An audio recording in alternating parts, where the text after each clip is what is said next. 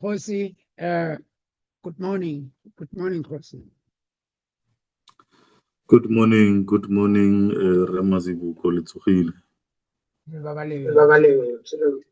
No, come how. Good morning to everybody on the platform.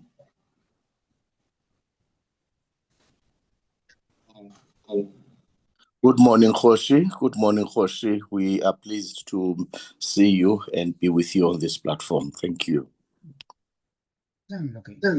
Thank you. We are just busy.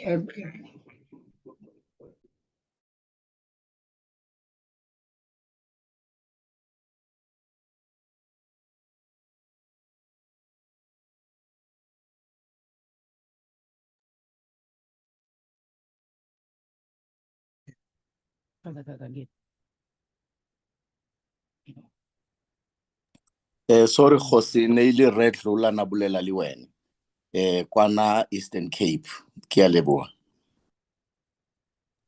Oh, okay. No, I thank you. I don't know if it's the network or what. I'm here. Good morning.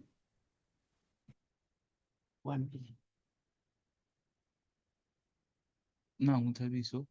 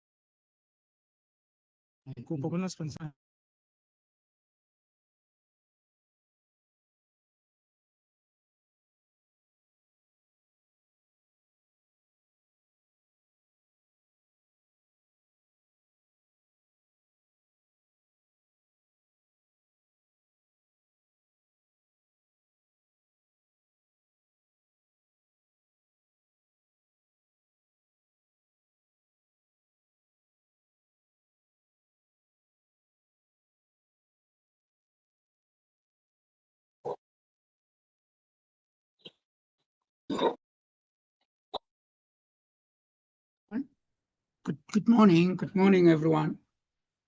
Good morning, Father Mkacha. Father, are you there?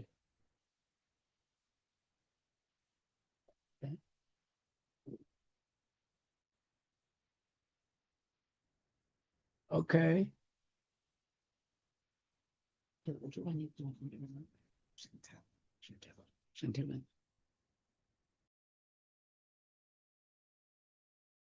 Say hi to Chantel. Chantel Rivel. Chantel Rivel.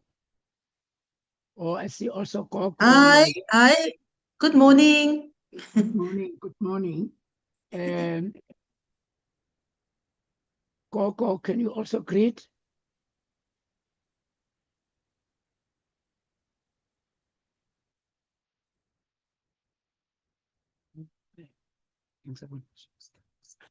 Hi guys, can you hear me?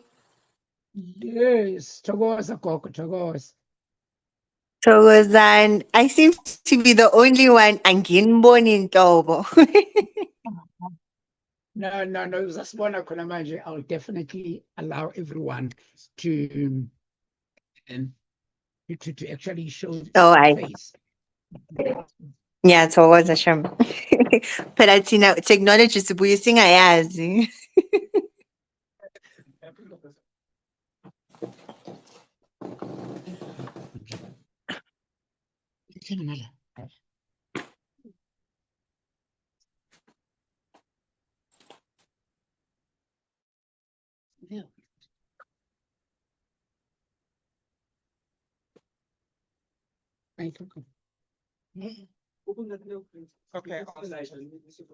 Okay. Muted. Muted.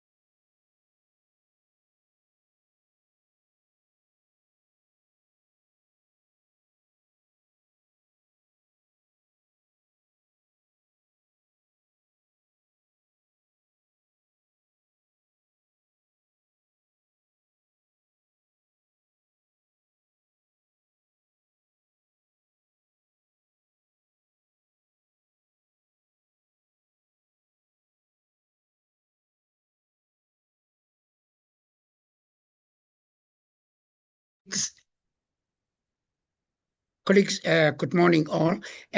We are just waiting for a few people to join. And can I request that we start, time now is 6 minutes past 10. Can we start at exactly 10 past 10? We'll just give them 4 minutes and then we'll take it up from there. Can I see your approval, please, by show of hand?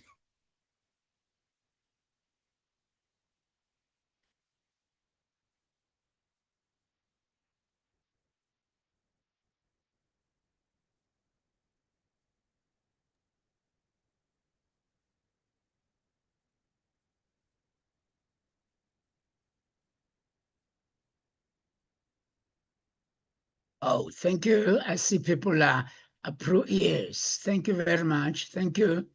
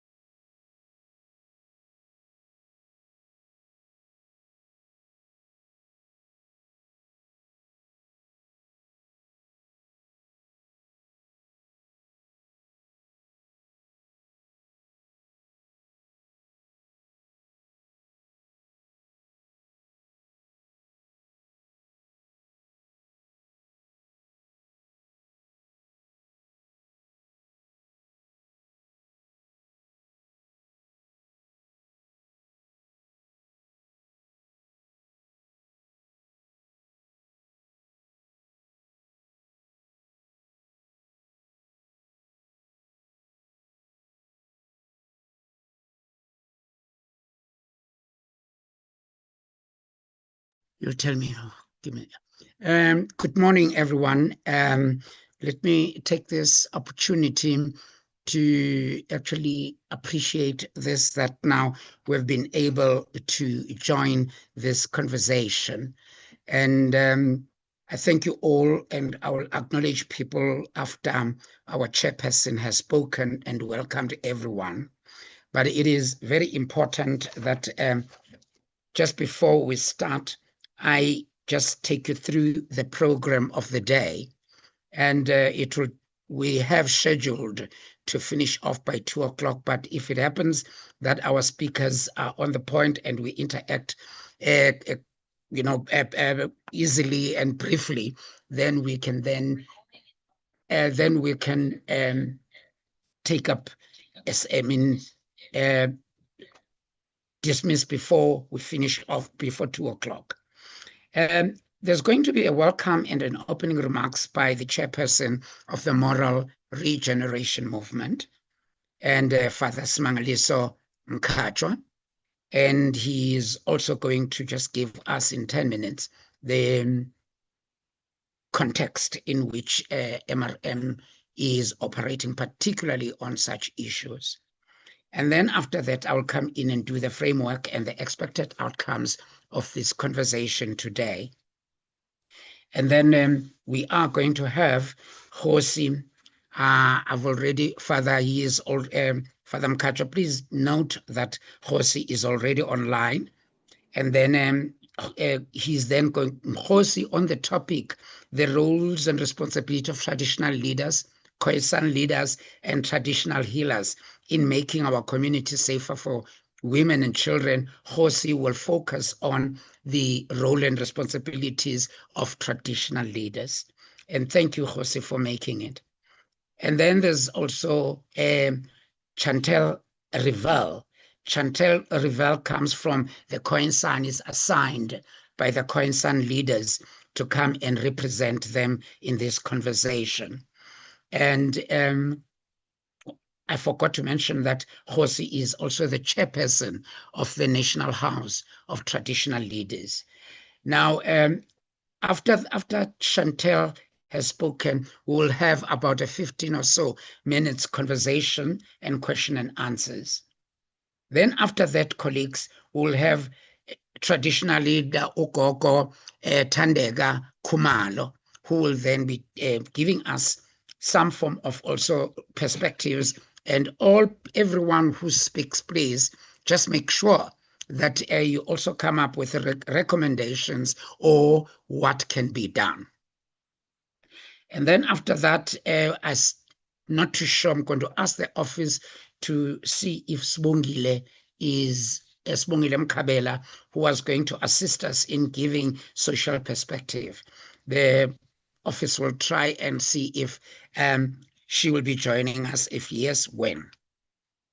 After that, we'll then have conversations, colleagues, and then way forward, and then we close.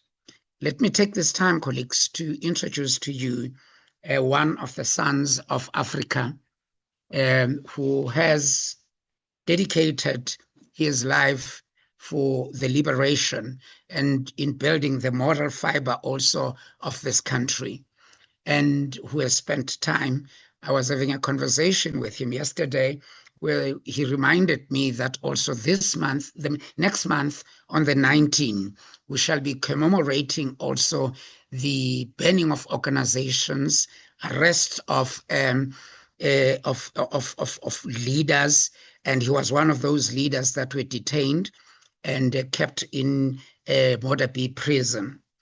The apartheid system that we had never even had a respect of a clergy or a collar, they just took everybody.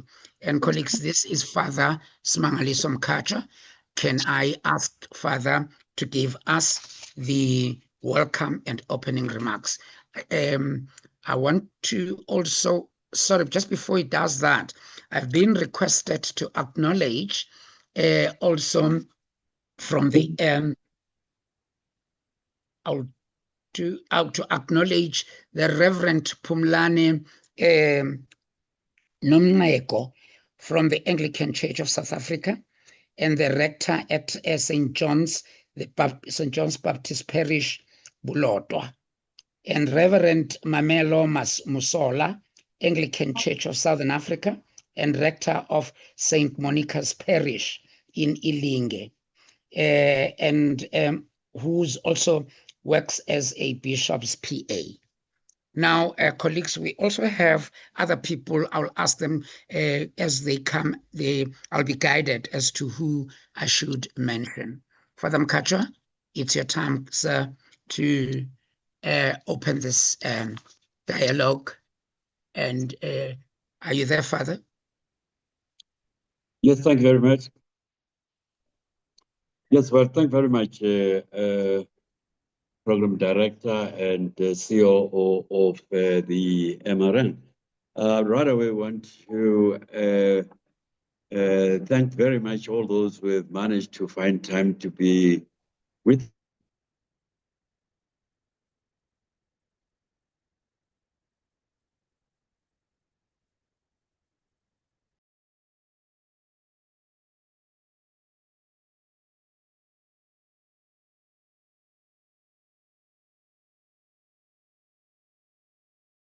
already introduced Khoisan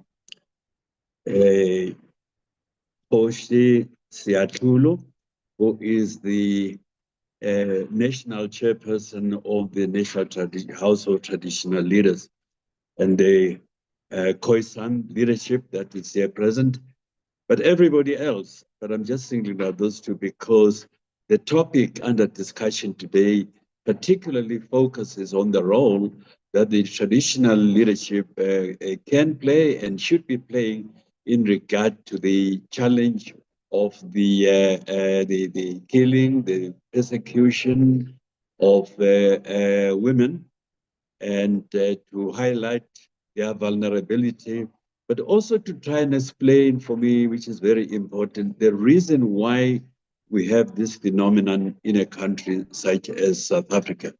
Because unless we understand the root causes, we're not going to be able to provide appropriate answers and solutions.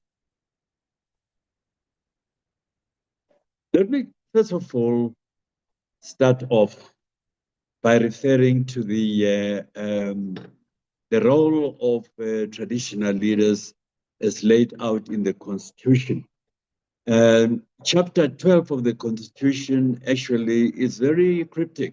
It doesn't really spell out in detail what the responsibilities and the roles of traditional leadership.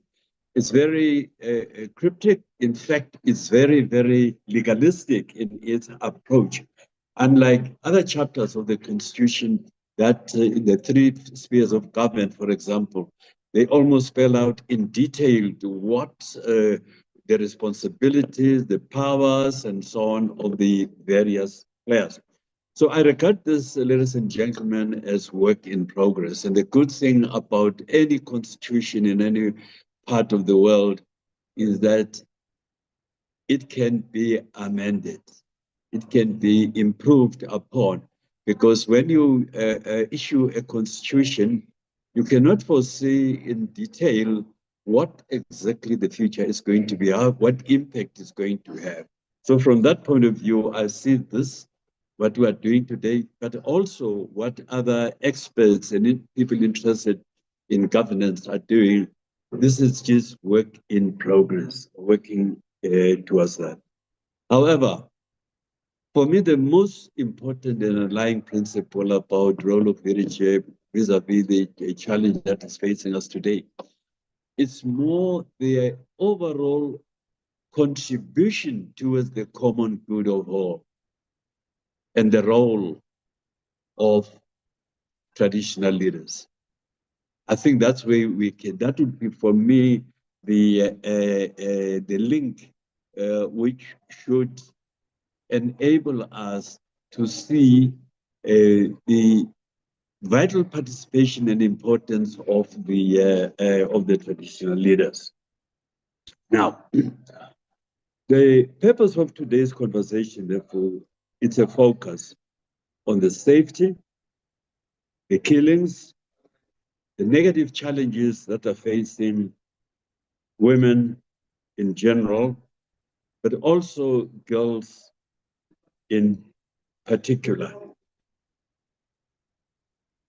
This is a problem that we've all experienced, especially post 1994.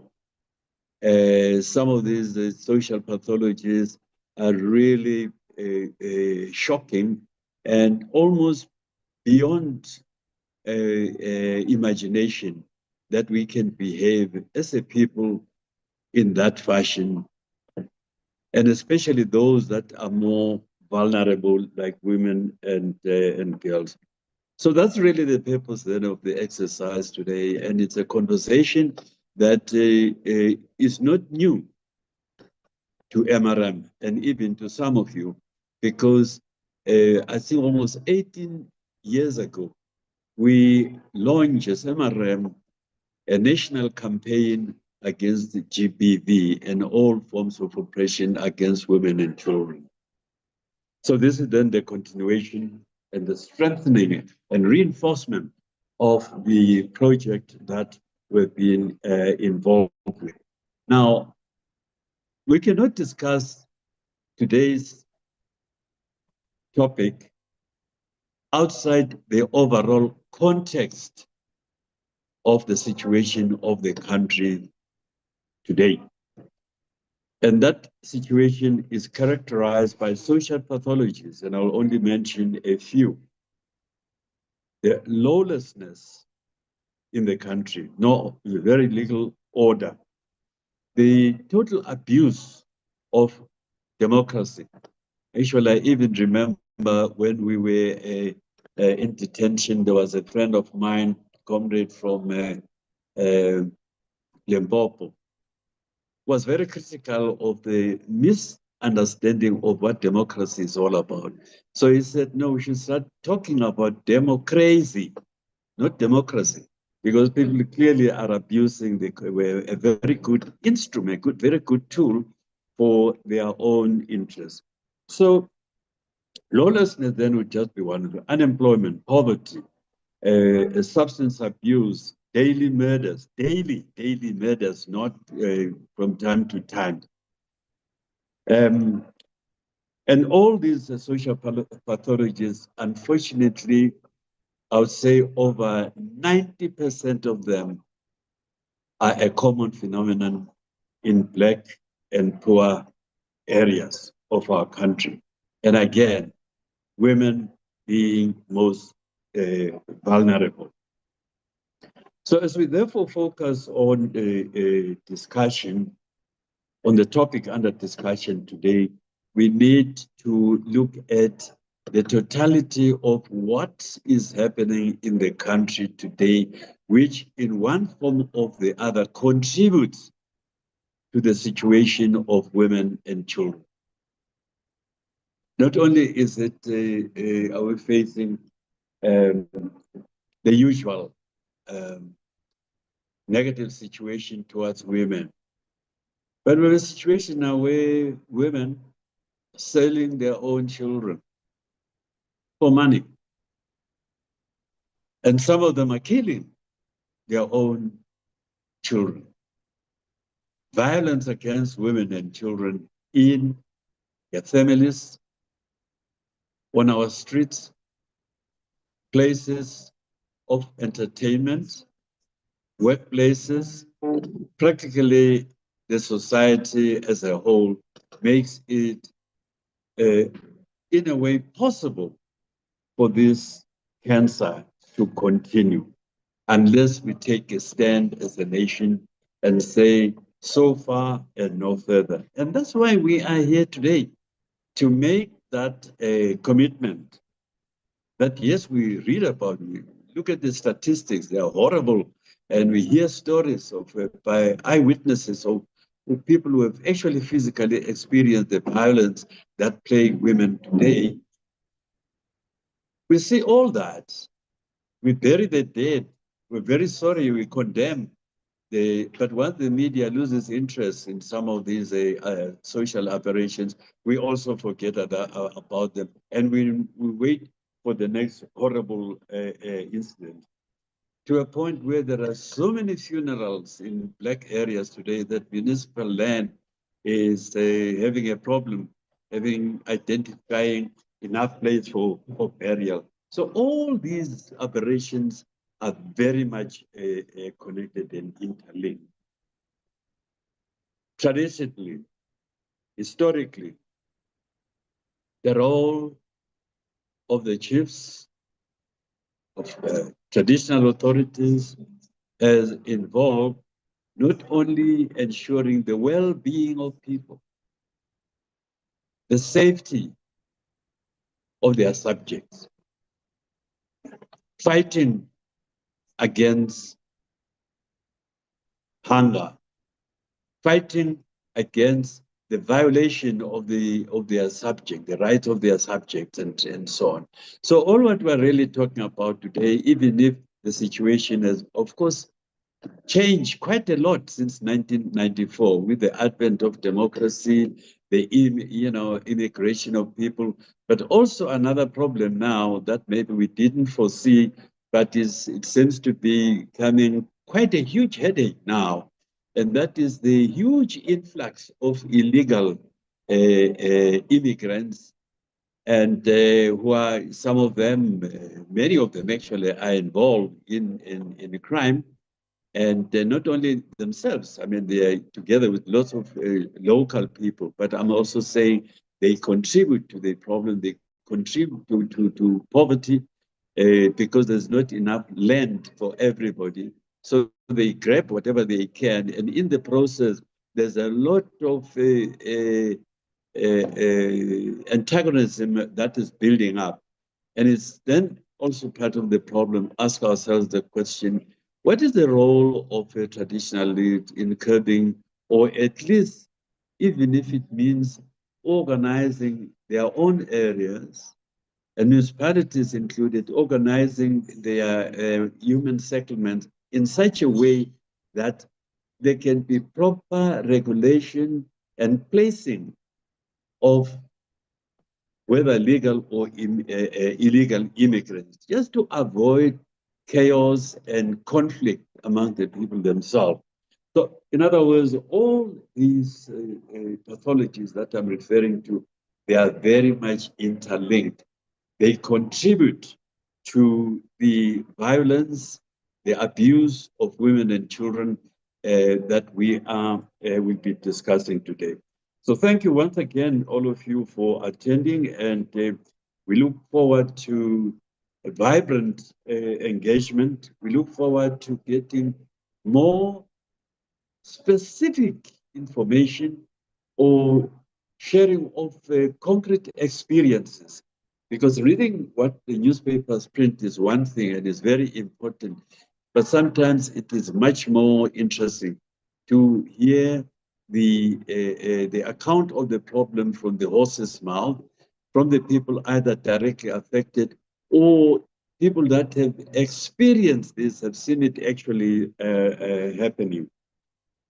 And I therefore would like to thank you once again, and to help assist Salga, not Salga, yes, I know we have a very good relationship with Salga, but particularly Moral Regeneration Movement, because why Moral Regeneration Movement?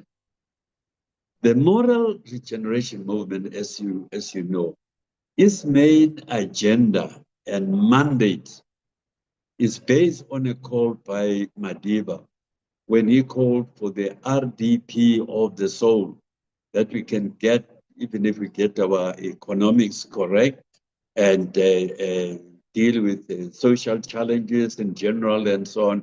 But if there is lack of moral values that should underpin our legislation, our governance systems, and our living together in society, we are facing a huge problem. And that is why today you can see, morally speaking, we're going down all the same. And all these aberrations that we see are a direct result of that. So if you assist us, you support us in this endeavor, which is also your own problem. It's not only MRM, but the problem of the nation. If you really make your contribution, not only by advising us here, but having programs and concrete activities, corrective activities in your own areas under your own jurisdiction. And I'm not just talking about the so-called traditional areas and so on. Yes, indeed. But you also have your subjects in all the urban areas.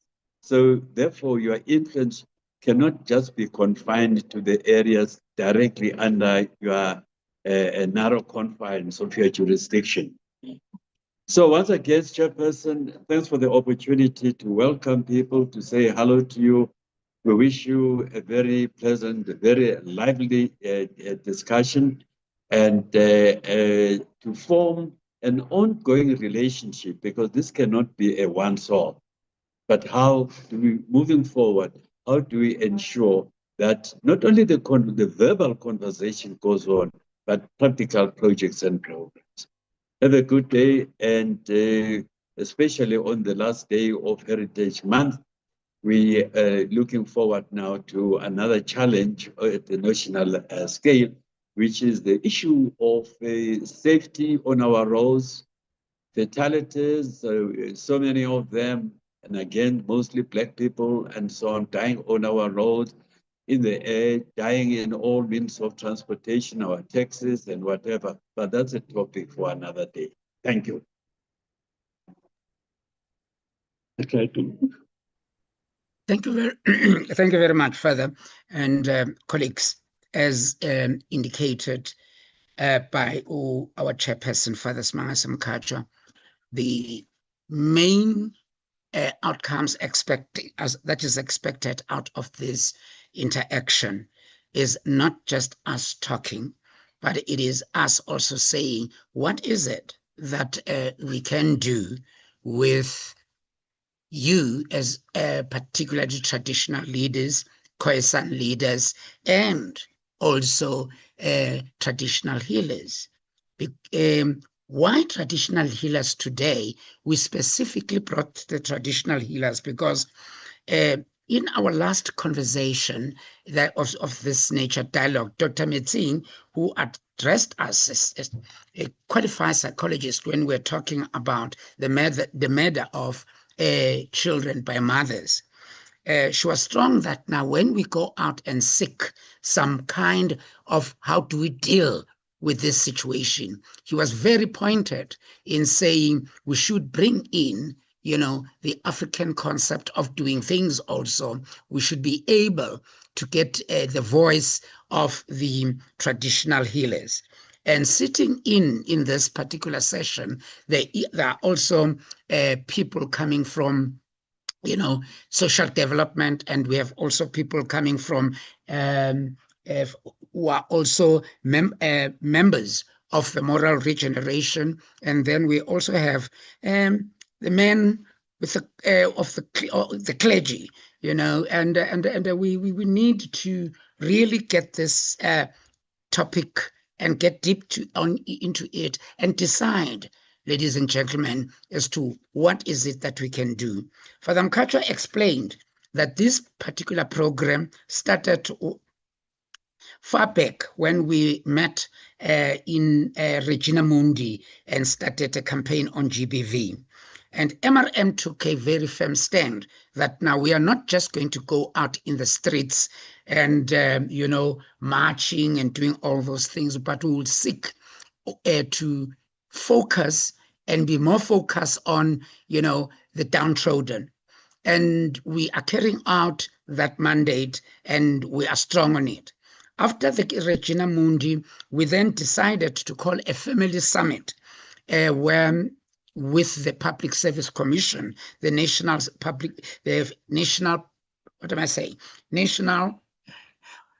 Summit, which we shared with Public Service Commission. And again, in that summit in Bloemfontein, a strong point was made that now we've got to start focusing strongly on the family. So I'm hoping to hear more also contributions from our speakers about family. And then we also had a caucus where we were looking at children. We had a caucus on making our community safety for children. And colleagues, in that also is sitting, we had very good contributions, and we are calling the second caucus next month as part of the 16 days of activism. So, colleagues, this discussion today is also seeking to come up with a program of action. I'm not saying you're going to take the program of action here, but these are going to be the inputs that we then try to put together for this action by the people of South Africa themselves. And you, the leaders, Mahosi, you, the leaders, the Khoisan leaders, you, Bokoko. So, and of course, the church. We need to hold hands. We need to hold hands as academics at the same time. So we are asking that as we speak, we must speak with that understanding, as Father Mkhatshwa said, that this is not just a one-day's event and then get done. We are still going to be coming back and calling this conversation. And colleagues, having said that, it is important to mention this, that the call was also made in our last webinar by Dr. Metsing, that we look at this subject, and again, Salga being our partner, and I hope they're present here, and then they had strongly said to us, look, let's hold hands and make sure that we take up these issues around GBV, and particularly around the killing of children by their mothers.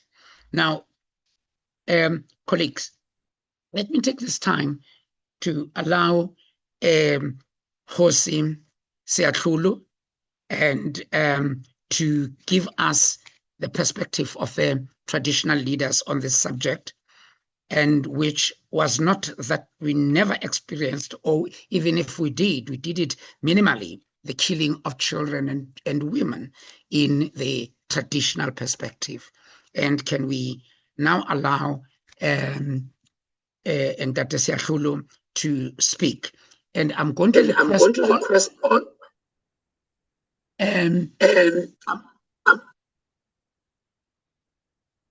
It happened before. I don't know what is happening. Dr. Seatlhulu.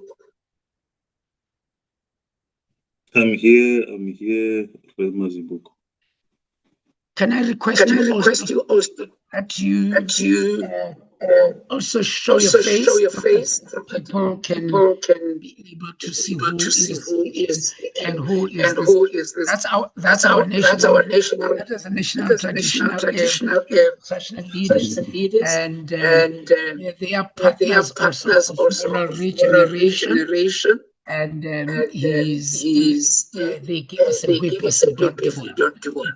Thank you very much. Dr. Seatlhulu, you can take over. No, Kaleboga, Re Mazibuko, our leader, Kidumedis, the chair, Muruti Mkhatshwa, and the entire leadership of the MRM, the partners that are on the platform, Ngakaya Rona, Mekumalo, whom we go for ancestral guidance, Radumedisale, Waina Marona, and greet all the traditional leaders that are here. Kibone Khosi Moroka from Taban to Morena Molefe, from KZN, Khosi Muchora Khole from Ditagong, Northern Cape, and others. I'm happy that you have been able to join me on this platform, and of course our support staff from the National House and all other officials who could be on the platform. Thank you very much for this opportunity to come and have a bite at this very important webinar, and a discussion that is, I think, is central to our lives as all South Africans whether you are in a rural or urban area, but we are equally affected because currently there's a very thin line between urban and rural areas. We are always moving in between, primarily because of the socio-economic conditions of our country, whereby whenever you things are too bad, you need to try your luck in town. But sometimes, depending on the situation, it's better to be at home and plant your fields. So it depends really. We are happy to come to the platform and give a perspective as traditional leaders as to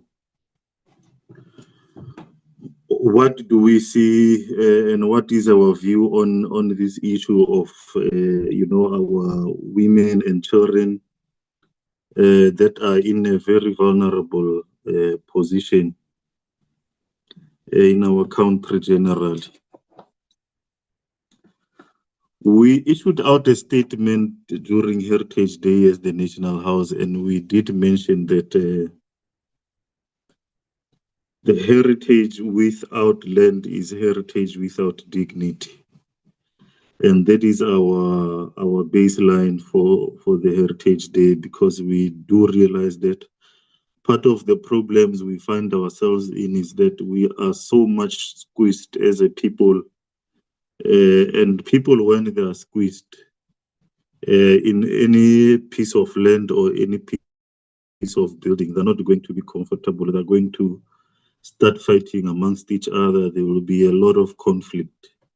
So we said land needs to come back to its original inhabitants of this country, so that we can be able to really freely do what we need to do. And we will link this with the role of women in our communities at a later stage, so that you see the essence of women having access to land, because there's really a big issue if you look at the historical role of women in African culture.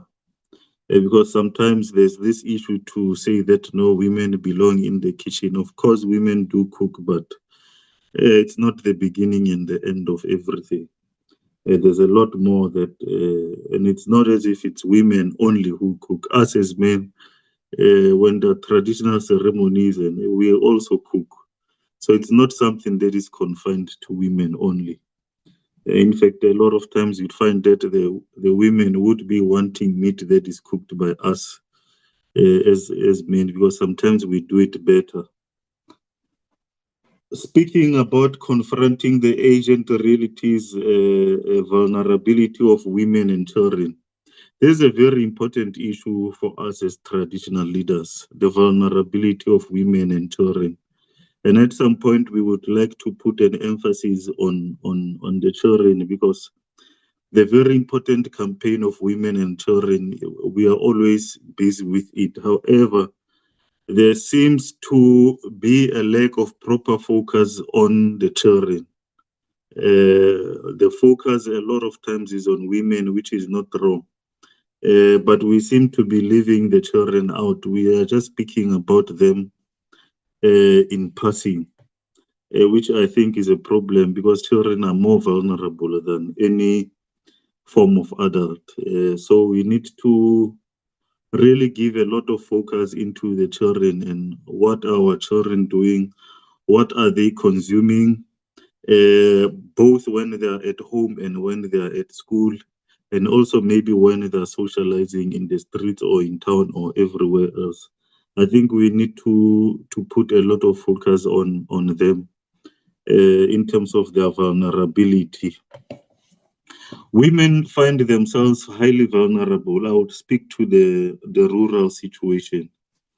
They find themselves in a very vulnerable situations, because a lot of our families or households in our communities, they are led by women for different reasons. Remember the question of the migrant laborship, which started almost 180 years ago, whereby men had to leave their families, not only in South Africa, but even in the neighboring countries as far as DRC, during the gold rush and all the mineral rush, to come and work in Rustenburg, Johannesburg, Gauteng, to be precise, the West Rand and so forth. That was the beginning of the dismantling of an African family. I think almost 108 years ago, women started having to fend for themselves because the fathers of those children were not there. And the situation is more prevalent today because now we have a lot of absent fathers who would just make children and go away. So in our communities, you find a lot of women who are just with children, but the men are not there. So from a security point of view, those women are very vulnerable. And some people tend to take advantage. If they have to do a service in that household and there has to be a payment or something, they would start having squabbles with that woman. And as a traditional authority, we deal with a lot of those issues whereby somebody will just be taking an advantage of not paying that woman because she's vulnerable, she's got nobody to protect. And also criminals tend to, in the village, they tend to target those women because they know that there's nobody to defend them. And because the community is not as united as it was in the previous years, it creates a lot of challenge whereby some people will just be ignoring. I'm sure all of you who live in cities, you do realize now that even when somebody is robbed, everybody will just be walking and passing by as if nothing is happening. We are seeing that in rural areas whereby people will just be ignoring the fact that the woman is vulnerable and they are there with 1 or 2 or 3 children and there's nobody to defend them. So that unity that we knew in the previous years, or generations for that matter, in communities, it's not as strong as it used to be. And I think it's something we are seriously working on to make sure that our communities are united again. And you hear a lot of people speaking about the Constitution and its problems, and we would also like to jump in because the Constitution is very individualistic in its approach. It does not see us as a community. It respects an individual more than a society, but from an African perspective, we are a group of people with common traits, a common agenda, and a common approach. So I think there is that weakness from the side whereby even when you can go to a police station, in a very simplistic example, when you go to a police station, they would say, no, we need the person who was directly impacted. You as a relative or as a community member or as a traditional leader, they would say, but you are not directly affected. But in our culture, if a woman has had some sort of a challenge, or anybody in the community for that matter, it becomes your responsibility, firstly, as a citizen of that community or as a leader of that community to take action. So I think the weaknesses are there in the side of the Constitution in seeing us more as individuals than as. So it does not take into consideration our our cultural and African way of life. So we have those kind of women, but also there's something I would like to personally flag because I have experienced it in my community. And I think it has to do with the issue of the broken families. There was an incident whereby a single mother came to the traditional authority to complain about the son who was very problematic. So the traditional council took a decision to discipline the boy. But beyond that, they sat down with the boy to really understand what is the problem. Why is he treating the mother like that? And then the boy indicated that his father would be sending money to him and the mother so that they can buy groceries.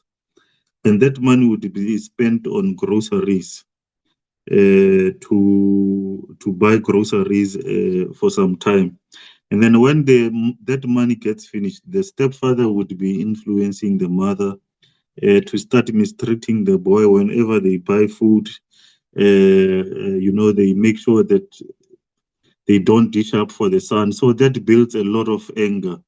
And when you look at what we are talking about, I think at the bottom, we will speak more about that part of community healing. There's a lot of brokenness in our communities, brokenness from absent fathers, from mothers who are neglecting also their duties on the mothering that needs to be there, from grandparents who are instigators, because sometimes us as men, when we get married, our mothers would be not treating our wives very well. That issue is also contributing to that brokenness. And a lot of times, Father Mkhatshwa and all the other religious leaders would vouch that a lot of times that also leads to divorce, whereby the mother-in-law and other family members would be ill-treating the wife of the son of the family to a point where it leads to divorce. So that brokenness is there, and the form of healing needs to happen, and it needs to happen in a traditional form, and it needs to happen in a modern form whereby you are able to have psychologists coming into the community, not only dealing with the individual person, but also from a communal perspective. Because in a community, we do engage in different issues and we differ in different engagements, be it a community meeting or a sectoral meeting. So that brokenness and the differences that are held there, they continue to permeate in different avenues of our life. So you find that there's a lot of brokenness, and that community healing.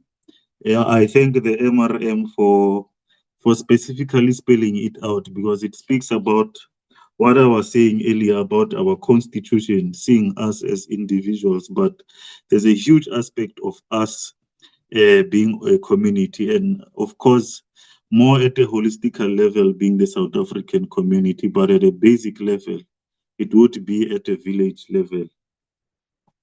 The question of the children, Chair, them being vulnerable, it's quite an important issue.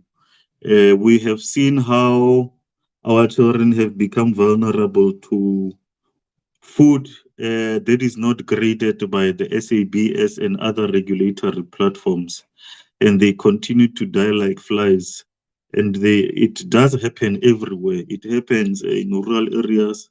It happened a lot in Ekurhuleni, in Soweto, whereby children, and I think in Soshanguve at some point, and in Free State, I think there were some villages in Free State whereby it also happened a lot, whereby children were just being fed things that are poisonous, and there was nobody to fend off for the children, to speak on behalf of the children, but beyond speaking, taking action to make sure that the food that is sold is proper, but also those who have done that, they are able to take responsibility. And a lot of times you find that there are illegal immigrants in those shops that are all over, because there's this issue that South Africa belongs to all who live in it.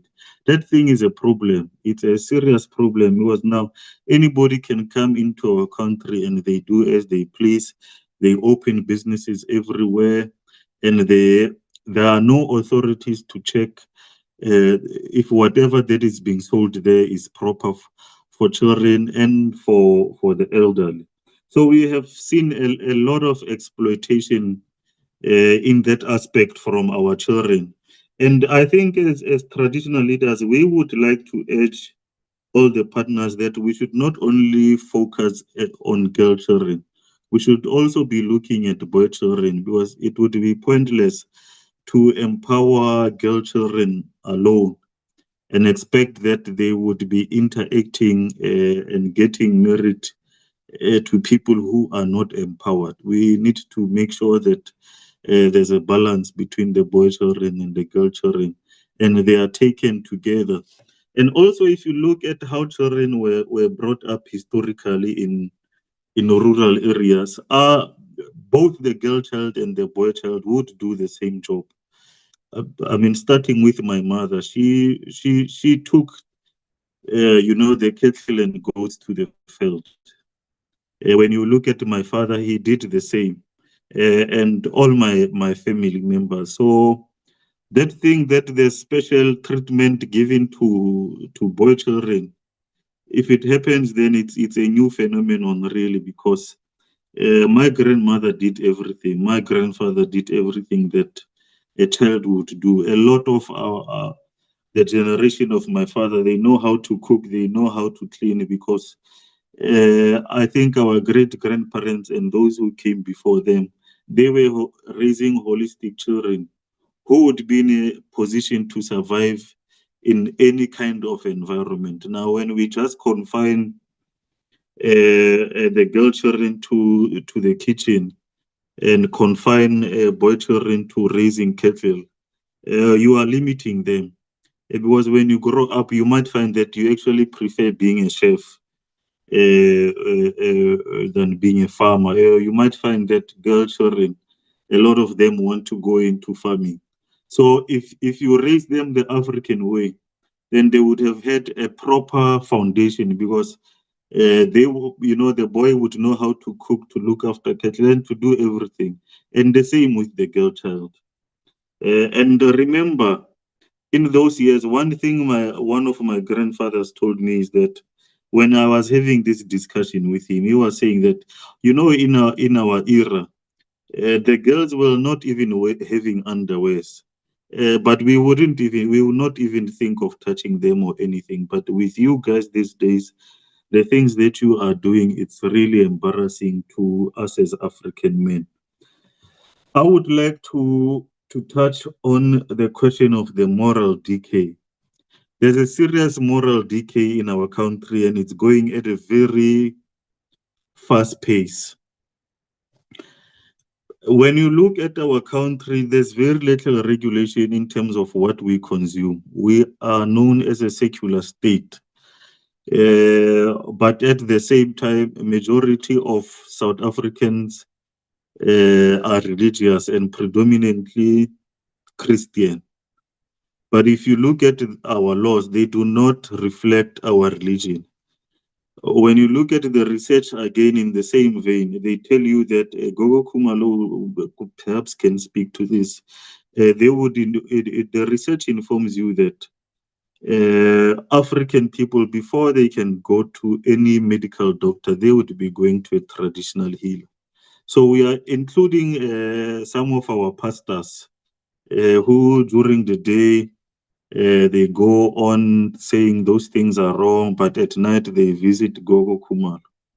So we do believe in African culture a lot in terms of the states and the religion. But when you look at the state of our country and the laws that are always coming out of parliament, they are almost anti-religion, they are almost anti-African culture.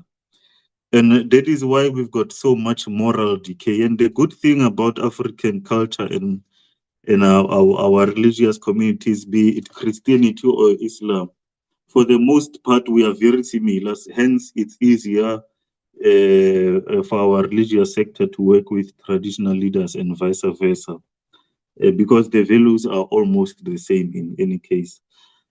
But when you look at what is being consumed in our media space, from TV and radio, there's always an agenda to promote promiscuity, drinking. Alcohol is a big killer.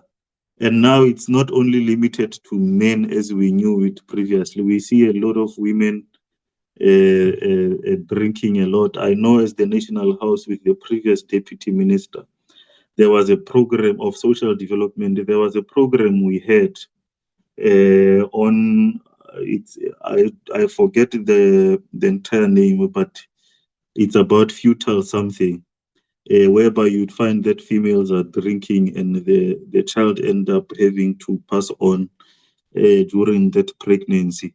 So we have made that effort in speaking to our people a lot about the need to fall back on alcohol and the usage of drugs. And again, on the question of the illegal immigrants, when we look at our home situation in rural areas, you see our children consuming these things, and those who are bringing them are illegal immigrants from our neighboring countries.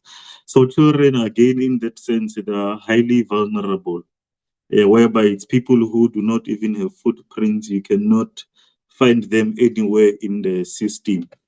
It's a serious issue of vulnerability for our children.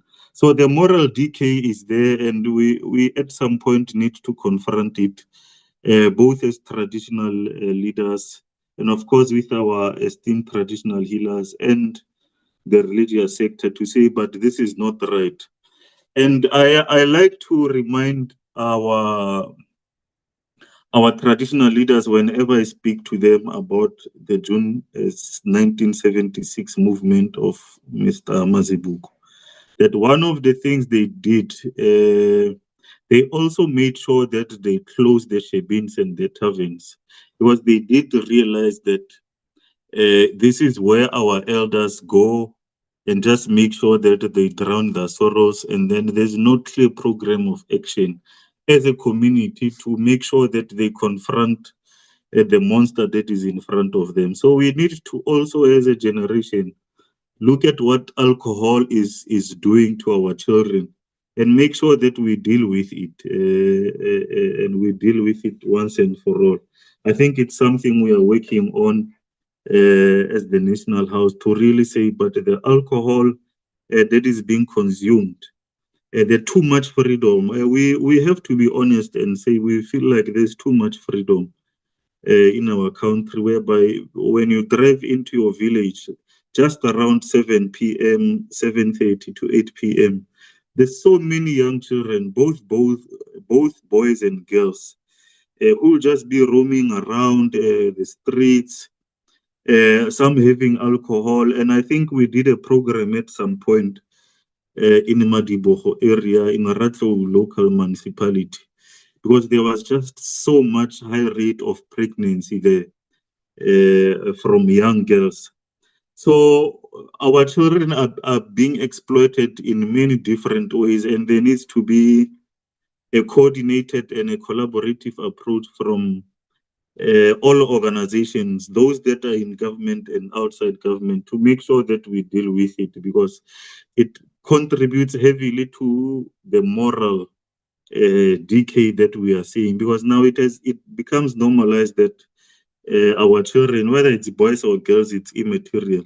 Our children grow up, it being normalized that now they drink, they get pregnant even before they reach the puberty state. So, it's fetal alcohol syndrome. Thank you very much.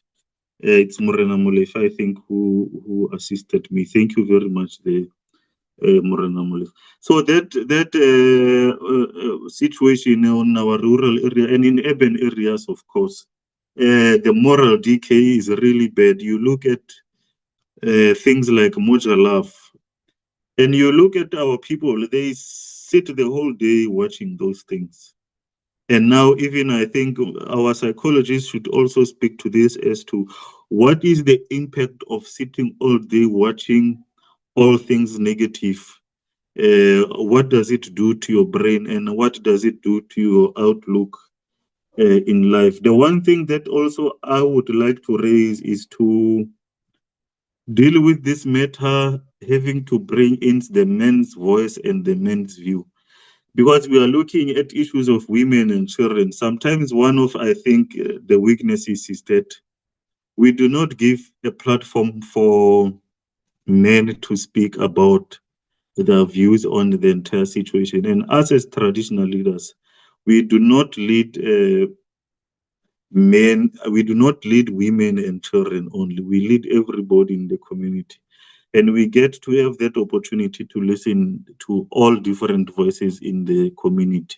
So we would like to urge that much as the issue is about women and children, it's not as if only us, the leadership and women, will be able to sort these things out by ourselves. We need to listen to the men. We need to give them an ear they must give us advice on what they think would be the solution to this kind of problems. And more importantly, what is their contribution? They must voluntarily say, this is what we are willing to do, but also to raise the good voices, because sometimes when we just take a blanket approach and make it as if all men are bad, whereas there's a lot of good men out there who are community police forum, making sure that women, as they go to work in the morning, they're protected. When they come back, children, when they go to school, they're protected.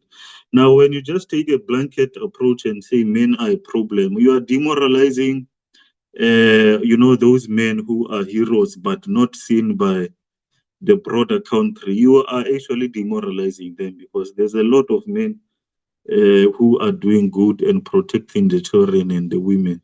The men who are waking up at night when the single mother next door is being attacked. So we see those heroes in our community. So you need to bring them in to firstly to thank them, because a lot of times they are doing it on a voluntary basis. If they were not there, then the statistics sometimes would be far much worse than they are now. So we need to recognize the contribution so that we can have a holistic view of the entire situation, and not just bash all men as if all men are monsters. So we need to look at that issue. There's this issue that I would also like to touch on. I'm not really sure how much time I'm given, but I'm close to ending my presentation. Looking at the women, rural women in our communities currently, and their active participation in trying to make a living for themselves. And I think this speaks to the exploitation aspect of what I was requested to speak. When you look at the women in our communities, they're doing a lot of good economic work. They just need to be jacked up so that their prospects could become a little better than what they are now. You find that women are doing a lot of stock fails. They're doing on saving money. The stock fails on saving money. The stock fails on, now we are going into the festive season. Our sisters, our mothers and aunts, they have been also saving to make sure that when there is December, there will be groceries for the household, and they will be giving to our relatives and maybe our neighbors who do not have the necessary ability. So we see a lot of economic initiatives that are being done by our women in our communities, but the organizations that are relevant are not coming to the party to make sure that whatever they're doing to take themselves out of the exploitation part, because exploitation is there, to make sure that they take themselves out of exploitation. They're not coming to the party to make sure that proper funding is given to those women. There are women in rural areas, a lot of them, who are working the land, but they're doing it at a subsistence level. They're not able to move to the higher level so that they can take themselves and more other women out of poverty and having to depend on men, because exploitation a lot of times it comes when there's heavy reliance on somebody else.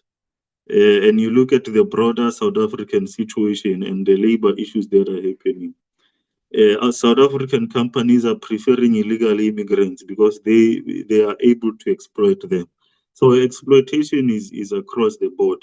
So even as a gender issue, sometimes there are men who take or who exploit women because they look at the economic situation that they really have no alternative.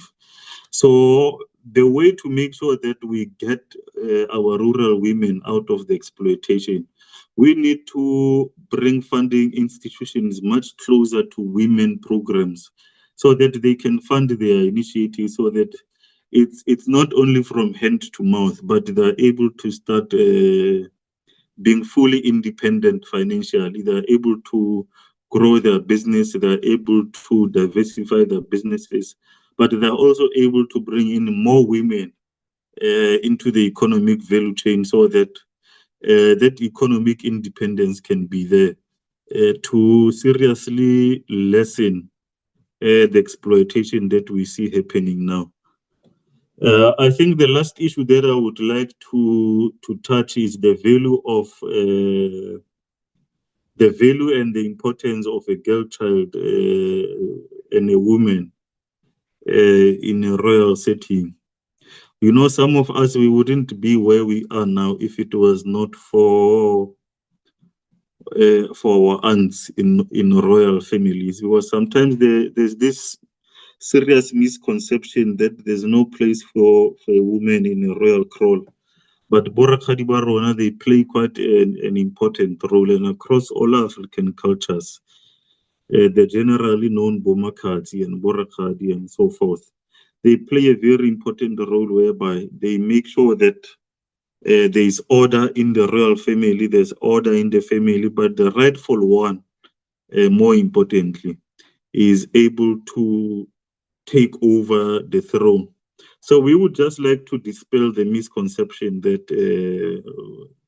there's no place for women in the royal space, or we undermine. There's no such thing, because really, if my aunts were not there, the men were actually saying something different. But the females stood for the truth. And eventually the truth prevailed. So a girl child is very important in a royal setting. They play a very important cultural and some rituals that are needed to be done by them and them only. Even if you are a senior man, you would not be in a position to conduct those sacred rituals. So we as traditional authority, we do value women. We've got female traditional leaders. In fact, in the previous term, we made sure that we elevate a female traditional leader to become the first chairperson of the National House, the first female chairperson of the National House. And I believe we were working very closely with her as the MRM Mamhlauli. So without taking too much, I hope I didn't take a lot of your time. That is our perspective on the topic that is on the floor. I do believe that at a point of engagement, other traditional leaders would be in a position to come on the platform and supplement my presentation. Thank you very much, Chair or moderator of the session. Thank you. Thank you very much, Khoisan. And we appreciate your perspective as traditional leaders. And what was important in what you presented, it was mostly, the role of women and the role of mothers and the role of children in the rural setting. And we appreciate the point you made also, that this whole thing on GBV should be also taking a form of also a healing, and a healing that comes from not only from psychologists or Western way of doing things, but also should be coming from the religious and from the traditional side of things. This is what also was emphasized by Dr. Metsing in the last similar conversation we had. She was very strong on this, that now we need your voices, and we need the voices also of African or traditional healers. Actually, my office is showing me something, that healing is not only individual journey in a consulting room, but also a communal, spiritual, and cultural process that psychology must honor. So we are happy that you seem to be agreeing with that perspective. And we also hear from your presentation that there must be this collaborative effort to try and also bring the boy child into the forefront of the struggle. And MRM, we have just busy trying to also bring in what we call a boys to men kind of conversations, and also girls talking to boys and mothers talking to boys, so that now we can start closing the gap and making children to, boys to appreciate girls and girls to appreciate boys, and also parents and families to appreciate each other. And the team I'm working with in the office also says to me, I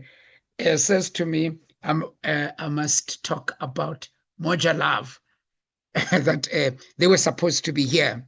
That was what we had invited them to come in. Unfortunately, they could not make, and I hear you have mentioned a lot on that. The question of alcohol is one other question that you touched on, and we appreciate that you have highlighted that part, because most of the time when it does happen that our children now find themselves in a compromising situation or compromising position when they sometimes have taken a lot of that. Thank you, sir. And we are going to go to the next speaker, and I am requesting speakers to take about 20 minutes that we have allocated. And please, if we can just stick on that, we'll appreciate it. Busi would like to say something. Busi, that's my core facilitator here. Thank you, COO. Thank you, colleagues, for joining us today. I see we've got a hand that is raised. Gabby Faba from South African Jewish Board of Deputies has raised her hand. Please do take the stage. We'd like to get your input. Thank you.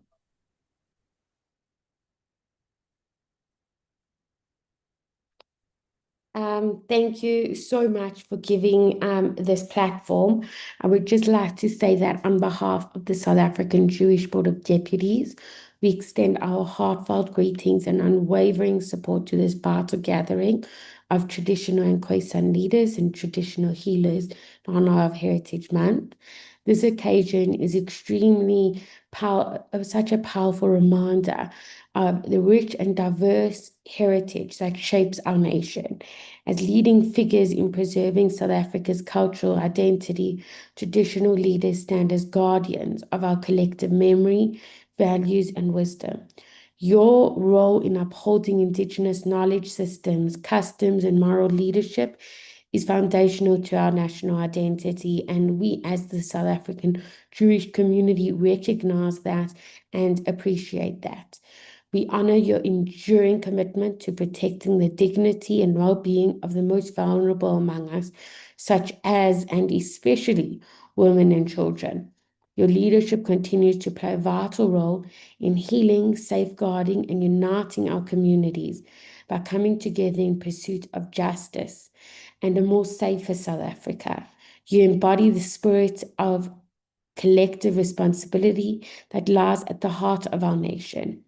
As the Torah, our Jewish Bible, teaches us, justice, justice shall you pursue in Deuteronomy 16:20, a timeless principle that continues to guide us in striving for equality, safety, and human dignity for all. During this Heritage Month, celebrated every September to honor the cultural heritage and cultural wealth of our nation, the South African Jewish Board of Deputies reaffirms our commitment to walking this path alongside all of you in the spirit of Ubuntu and in honor of Madiba's enduring dream, justice and dignity for all who live in South Africa. Thank you so much for inviting us, and we continue to pledge our support and appreciate all that you and your communities do for our country.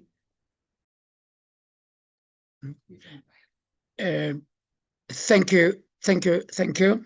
And we appreciate your sitting in and your input now. And can we request, colleagues, the next speaker? We are going to request now the Khoisan leader and Chantel Ravet, who will then, Ravel, sorry. Please, Chantel, take the platform, my sister, and give us the perspective of this topic from your side. Thank you, Chairperson. I am not sure if I'm on. If you can see me, I can't see anything. We do May I see your proceed? face and we hear your voice. All right. Thank you so much. Yeah, thank you very much for this very important platform. I want to greet the traditional House of Traditional Leaders, the chairperson, all the stakeholders, our government officials, all our religious sectors that is on this platform. Thank you very much, and also thank you to my chairperson of the National Khoisan Council, Mr. Cecil Fleer, that has extended this invitation to me. Yeah, just listening to what our chairperson Jose there from the National House, how he explained and what is happening in the communities. I was just thinking, most of our Khoisan communities are in the state they are due to mostly exclusion in many past events that has happened during democracy, and then also having to deal with the confusion of a identity crisis, I would say, and then also where most of our men, it seems like they were part of a movement before democracy, and then suddenly just left behind. And all of those political ideologies, the confusion with identity is concerned due to various, historical factors of being renamed and your true identity being taken from you. Now you find yourself in a new South Africa and you don't really know where you fit in. And then the what we call the not the resurrection, but the renewal, the getting to revive your cultural stance, where you have very little resources, and the oral history of our uh, grandmothers, great grandmothers, was just so full of trauma. It left a mark, and the issue of elders not being able to communicate the culture properly due to this trauma that our people have suffered. Now you look at all of those factors today, and the biggest issue also contributing to this is not being able to own, or not own, but to be stewards of your land, where you can freely practice those cultural practices, or and just connect back to your roots. So we've been for the past 30 years since democracy. This is the resurgence movement. I've been working with various Khoisan leadership that has track records back till the 1510. I'm sitting here in our building, the First Nation Heritage Precinct in Cape Town, where the first battle of the Goronaika took place against the Portuguese. That is 1510, and there's still a memory, institutional memory regarding those battles, and taking our place, and having to defend our country. But none of those things were actually in our broader South African community. None of those historical facts spoke to the people that's known as the so-called colored people today. And then, therefore, we have this resurgence movement where we started to, right from the beginning of the National Khoisan Council, where leadership like Mr. Lefleur and many that has passed on, has tried to bring that culture over to our younger generation. And I was part of that younger generation, like I said, for the past 30 years. I had to learn from them. There was nothing in the public domain really that could teach you that. And it's sad, it felt like a whole um, foundational part of the country has been ignored for the past 30 years. So therefore, you see many of our young people now, they take political platforms and then confuse it with what is cultural knowledge and what is cultural practices. And now many people say we can't speak as one, we can't come together as one, there's all this infighting. And with that, all those abuse of women and children also come into that. But also, I've heard our previous speaker mention about men are not all bad. Our leaders, and you mustn't look at them like they are monsters. There are reasons for that as well. There's a book that I've read, Willie Lynch, about more than 350 years. It was 2015 was the end of the 350-year plan to break our African leaders, African men in particular. And in that book, they describe the plan of the colonialists, how they broke our men down in front of the women. And because women were so, they were interdependent on the men and the women, they used to work together. The men were made to look like weak.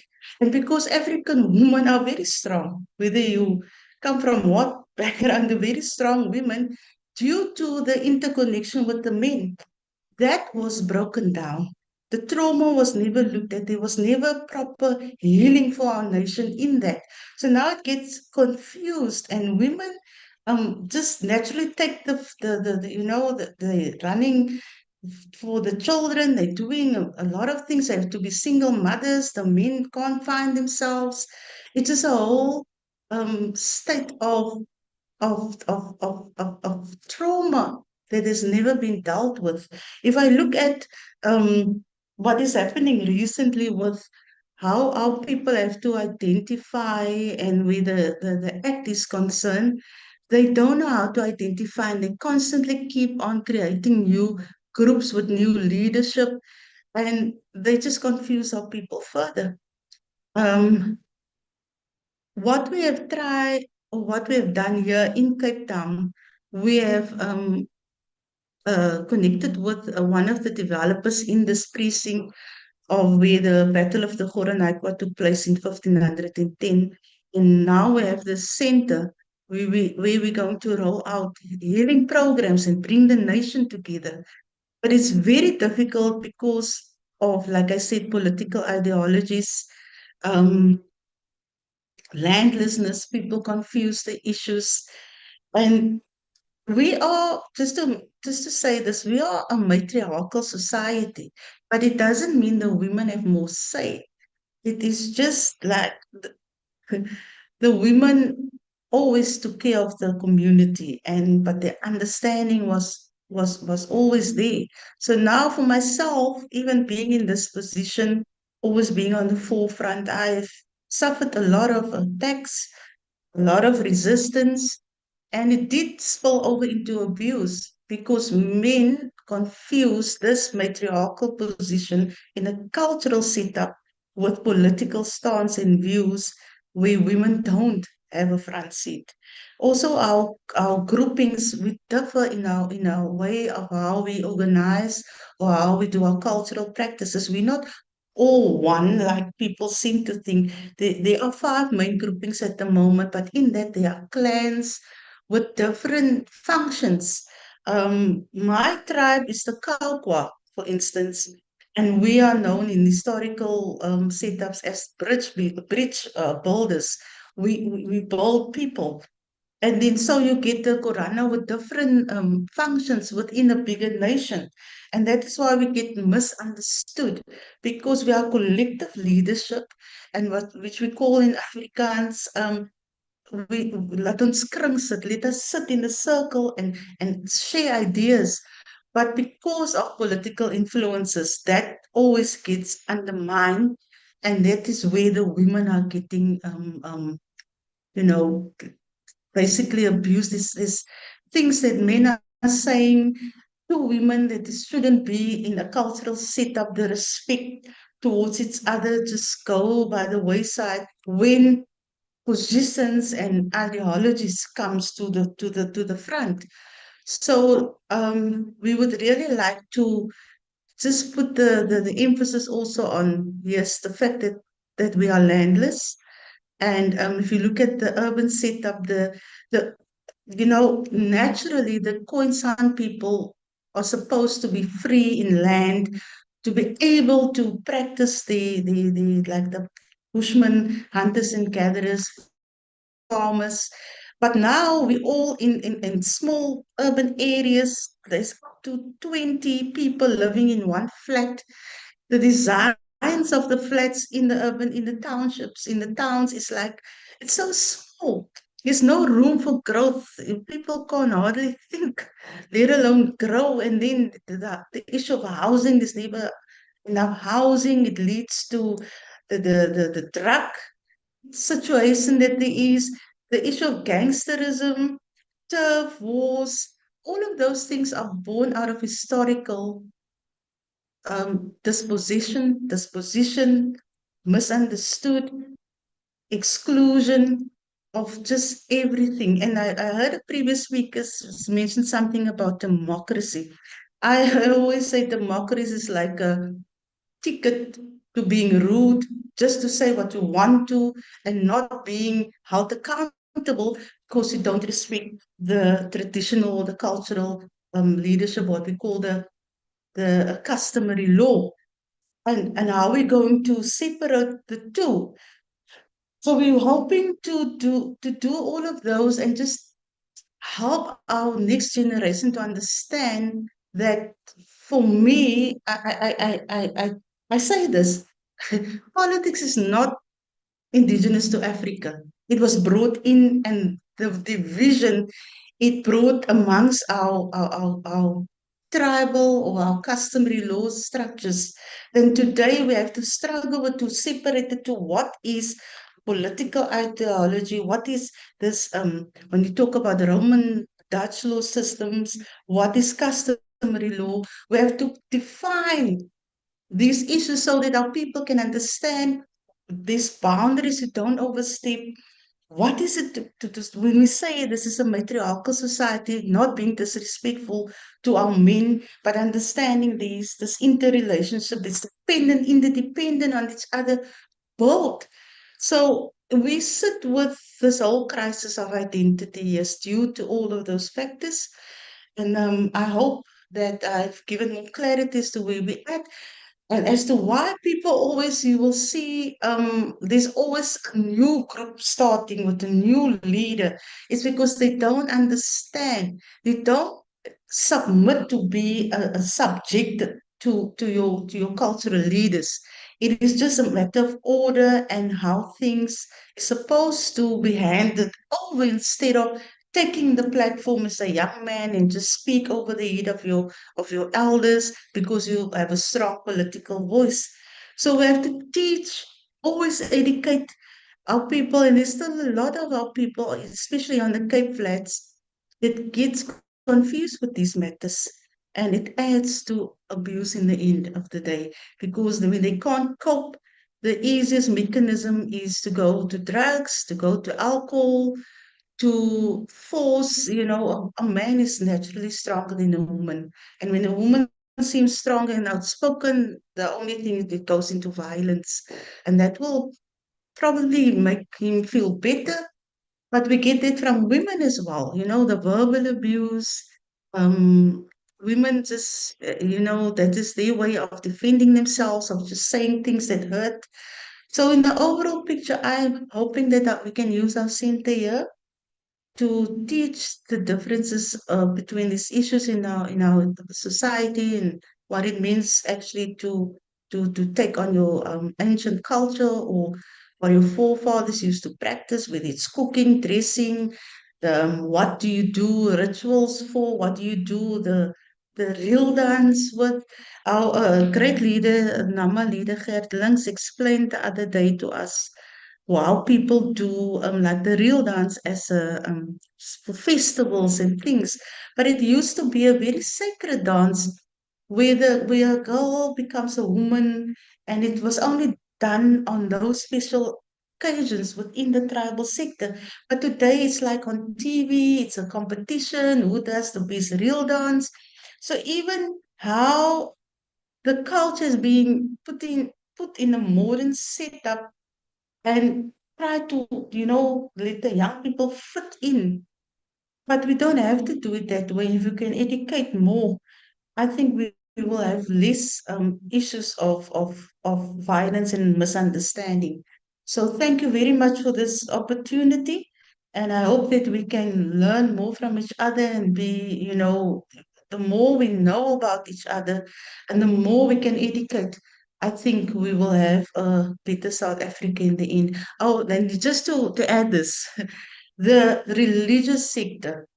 There's a big struggle regarding if we look at, for instance, our indigenous rooibos farmers that used to own that land, but due to colonialism and poor people not being able to own land, the land was then placed in the hands of churches. And up until today, those indigenous farmers, it is part of our trust in the Wuppertal area, they have to pay big amounts for rent on their own historical land. That also add to the frustration and not being able to move forward with your next generation because you have to, first of all, pay this huge amounts of rent on your own land.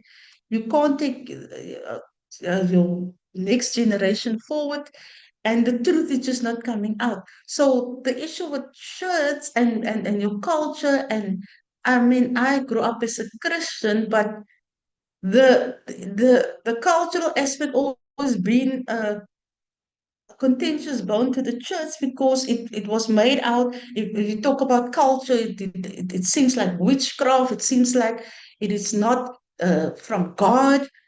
And those issues also, it cause a lot of tension where people don't really want to embrace who they are as indigenous people because of the fear of what was instilled into the people by saying, look, you are heathens when you embrace culture. But then you get cultures evolved so much over the time, and not this wasn't clear direction and clear leading given by elders due to all of those changes that our people had to go through, and all these identities. So with this, I think the issue of the church and how we can connect and bring healing there, and just speak to the people and see how we can move that issue from how are we going to do that? How are we going to bring healing if there's no truth? We can't be going on like this. That if I look at the small place called Wuppertal, um, the community there is nothing for the community really, and everything they have to do through the church. They have no future aspect for the next generation. It's just what the church says goes. It doesn't feel right. I was there, and I'm thinking, even they go and sit in church, but so heavily intoxicated with alcohol sometimes in the morning. And it's no wonder. How do people embrace who they are in a space still that's being controlled by so many centuries of colonialism and taking away who they are and not giving back? So with that, I'm finished, and I hope that it was meaningful to this platform. Thank you. Thank you very much, ma'am. And thank you very much, colleagues. The question of healing keeps on coming in very strongly in our conversation, and healing in almost every area. And healing, I always say, you know, there was once in this country what was called Peace and Reconciliation Commission. And to me, it is how much of healing did it bring? And I'm still hearing from almost all the speakers, actually 2 speakers that have been on now, that this needs to be taken up as to how do we heal. And healing also comes in a form of us talking to each other, understanding each other, understanding each other's cultures. This is what the last speaker was also emphasizing. And there's a question which also Khosi highlighted a great deal, the question of historical dispossession. And it came up again here that some of the experiences that we have, they can be GBV, they can be whatever, but at the end of the day, the dignity of African people has got to be brought back. I was sitting with the chair, Father Simango Sumkhatshwa, the other day, and we're talking about the issue of Heritage Day, that you only are dressed up in your traditional gear on that day, and the following day you throw it away. And how does that help? And heritage should be meaning beyond just wearing your gear or eating your food. It should be a 365 days practice, and then it will then also speak to the dignity of those who are celebrating that heritage. I'm hearing that is coming out. And I think Chantel also called it crisis of identity. Crisis of identity. And part of what we're experiencing today is because we don't have identity as African people, and we don't have identity. Our identity is actually downtrodden by even those that are as Black as we are. And we need to look at that as part of this program that we are initiating, the issue of healing, the issue of identity. This is coming out across from our speakers. And of course, thank you, Chantel. And we will then take it up to now some discussions. And we need to, can I give, Busi will assist me in taking up questions, comments, and we'll spend just as little as 15 minutes on this, because we'll have another time to do that after Ugogo has spoken, Ugogo Kumal. But for now, let's take up that. Busi, can you take up questions? Thank you, Chair. It is now 11:44, and we can either share questions or inputs on chats, but we can also have a conversation. I don't know if there's anyone that is willing to take this opportunity to speak and give their thoughts on what has been shared by Khosi Siyatlulu and Princess Chantal. The floor is open, please.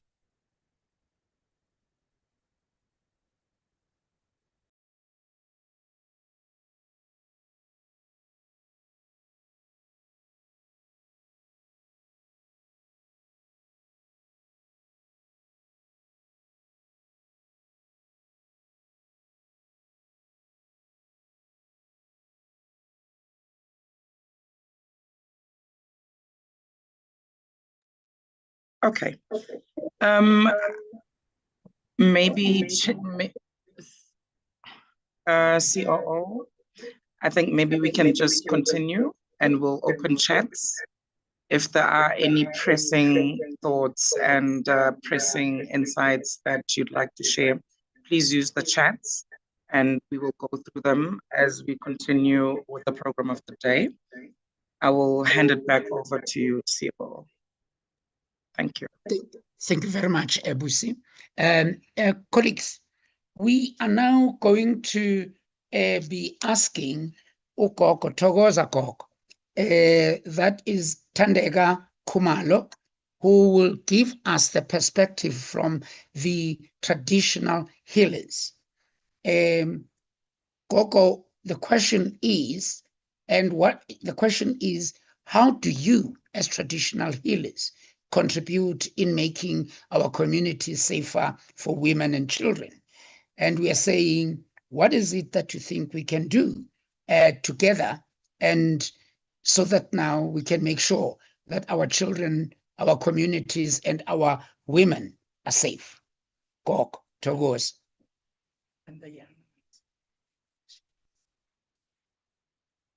Ukhona Gogo?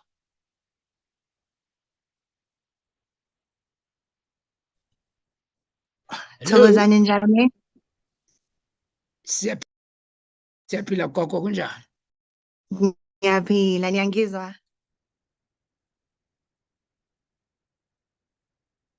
Sizama ukuthi sibone ubuso bakho Gogo, so that noma ukhuluma sazi ukuthi sikhuluma noba.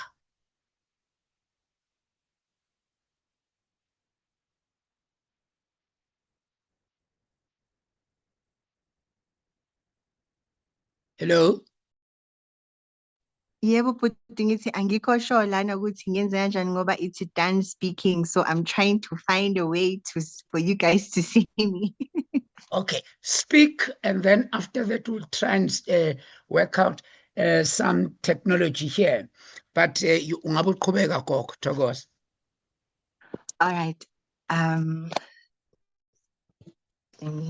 Sorry. Thokozani. Nikhuluma no Gogo Khumalo. My full name is Thandeka Nicole Khumalo. I'm part of the traditional healers group, and I am very much honored ukuthi nikwazile ukungimema namhlanje. Yes, there is a lot going on in our community. I don't want to lie about it, especially Tina as abogogo. Most of what's happening, we questioned where did things go? The plot. How did we find ourselves in such a situation? Because back then, we were people that knew how to control the community and guide them and be part of the leaders associations, because as traditional healers, our roles come around social working, we educators, we psychologists, we community counselors, because in a lot of things, there's rituals that goes down, and women, a lot of it, especially women that come to us and seek guidance and seek consultation on how to manage their household, how to manage their children, how to manage the community. Because in most cases, women are the ones that actually try and implement things. And I'll say that regarding, because of back then, women knew how to go out as abafazi and go into the field by Yosima. So when they would do that, they'd be able to have community communications, like how Magdele, what's happening? I heard 1, 2, 3. Is this true? And they would be able to motivate each other and give advices regarding their households. So now a lot of that, I think, has been torn apart because our children don't play together anymore. Majority of what it is now, they just stand and they boast about who's got the latest gadgets, who is fortunate at home, and social media, and especially this show Moja Love. Sorry, I also have a problem with it because it also downgrades. It plays a huge role in downgrading us as traditional healers, because most of what they're doing in the shows that they are creating in this Moja Love, it's very difficult to even put down my throats, especially as a Sangoma, because most of it is just terrorizing who we are and the roles that we play. So in many concerns, especially I think where we would start, as women. Okay, can I start with the whole part as women? I think also it will become as a solution to my ending of this whole topic. So now women come to us for different reasons as traditional healers, and majority of it, I don't want to lie, it is not really to motivate or actually be positive. Nowadays, as traditional healers that do good are considered weak. Our power is not strong enough because they're all looking for specific gobelas that do strong things regarding ruining someone's life. So in many parts of it now, being traditional healer, you have to be either good or bad. You can't be in between. That's a lie. So now the bad ones are winning because women come, especially with those whole relationships. Me in my consultations as Ukoko Tandega, I always try question my patients that, why are you coming? Like, what are you here for? What is your consultation for? And if it's about relationships, may you please leave, because if it's about relationships, it means that you could not actually leave your home and think about all the things that are affecting you, but you are here because of a man, which means there's some selfish or there's some greed in you. And that will actually bring problems to me. Because a lot of women, especially in this society, and I've actually seen even the generational differences, because the generational differences is so drastic regarding from 80s upwards and then from 90s to the recent 2Ks that we have. A lot of 80s upwards, can I put it like that? There's a lot of traumas that they experienced and now have left from the 90s going to the 2Ks in this despair where they not, like, you know, in that Animal Channel where the mother, the cub, is now lost, not sure, not knowing what to do, how to defend himself, what is he going to eat and stuff, because the mother left and she had her own securities and her own problems to go solve. That is the problem, I think, where it all started, because women upwards, especially from 80s upwards, happiness, love, peace is something that they really, I don't know whether I say got snatched upon, like umuntu and like you breastfeed someone and then you just say go defend for yourself, and many of them started having a lot of these traumas that they went through, because many of these women no longer love themselves, they no longer respect themselves, and they no longer bring peace in their households. I don't even talk about happiness. Many of them don't even know what happiness is anymore, especially when they're going to come with their partners, sit down and say, me and my partner are going through a problem. And when you find out in most cases is all of this trauma that they actually went through growing up. This goes to the trauma that Uputi, the other speaker, names, I'm very bad with names, spoke about, on the trauma that a lot of girl children go through. And many of them are raped. Many of them are victims in their community. Many of them are confused. So it's not easy for them to understand what happiness is. And that's why when they have to receive something that's happiness, a mother would be so quick to want to sell her child, because that 2 minutes of that happiness that I am going to have, imagine. Like, there's an example here. I consulted a woman and she has 5 children. And when I went into her home and I said to her, but I can sense the energy of your husband is so angry at you. Why? And she's like to me, Ish Koko, we need to talk because I have a serious situation, but I feel like I'm being selfish about it. And as we went into it, it happened that 4 of the husband's children are not his, and number 5 is his, and 4 of them are boys, and the number 5 is a girl. And the husband passed away without having knowledge of this. So now, ever since he has passed on, there's been havoc at home, and the children are going through accidents and situations. So I was like to her, but why aren't you telling your sons the truth? Because now even your husband is not here. And she's like, I will lose everything because we have built so much, me and my husband, and most of it I'm here because I was able to give him sons. And you know, that hurt me, because when I left, I had to hide my identity as a traditional healer. And she's like, Coco, can they please not find you, like Enjini? They are going to come back, because if they find you, they're going to start asking questions. And I don't want them to know the truth. I'd rather die with the truth. And it broke me. It broke me a lot, because that happened 2019, that consultation, but till today, I think about it and I'm really unhappy with it. So I'm not surprised in the level of how our community is, because now everything is about materialistic things. Now it's competition. Women, in the earlier abogogo bethu, they had no much competition because they had this indigenous, I can call it indigenous, and especially as Princess Chantal spoke, that the community knew how to do things as one. So now Gogos back then went in competition with each other, like we are creating right now. And I'm saying that in part of having peace, because a lot of women suffer from actually having self-peace. And I say that because peace comes with a lot of tranquility. So now women, when they come to us as Zangoma, it's usually revenge. Like, I want to revenge someone, or someone is in a relationship with my husband, or I need to have a child, but there's some complications. Many of them are actually selfish needs, because even the one wanting to have a child, I question her need of that, because it's like, but is it for you, or is it for because of the relationship? And she's like, no, I want to keep this man. And I'm like, but there is no child that can be bad and that can actually keep a man that does not want to be kept, which is also one of those concerns. That's why we have a lot of unhappy households. So now peace comes with a whole lot of tranquility because of women lately. And I think that's where the solution has to start. They no longer know how to heal.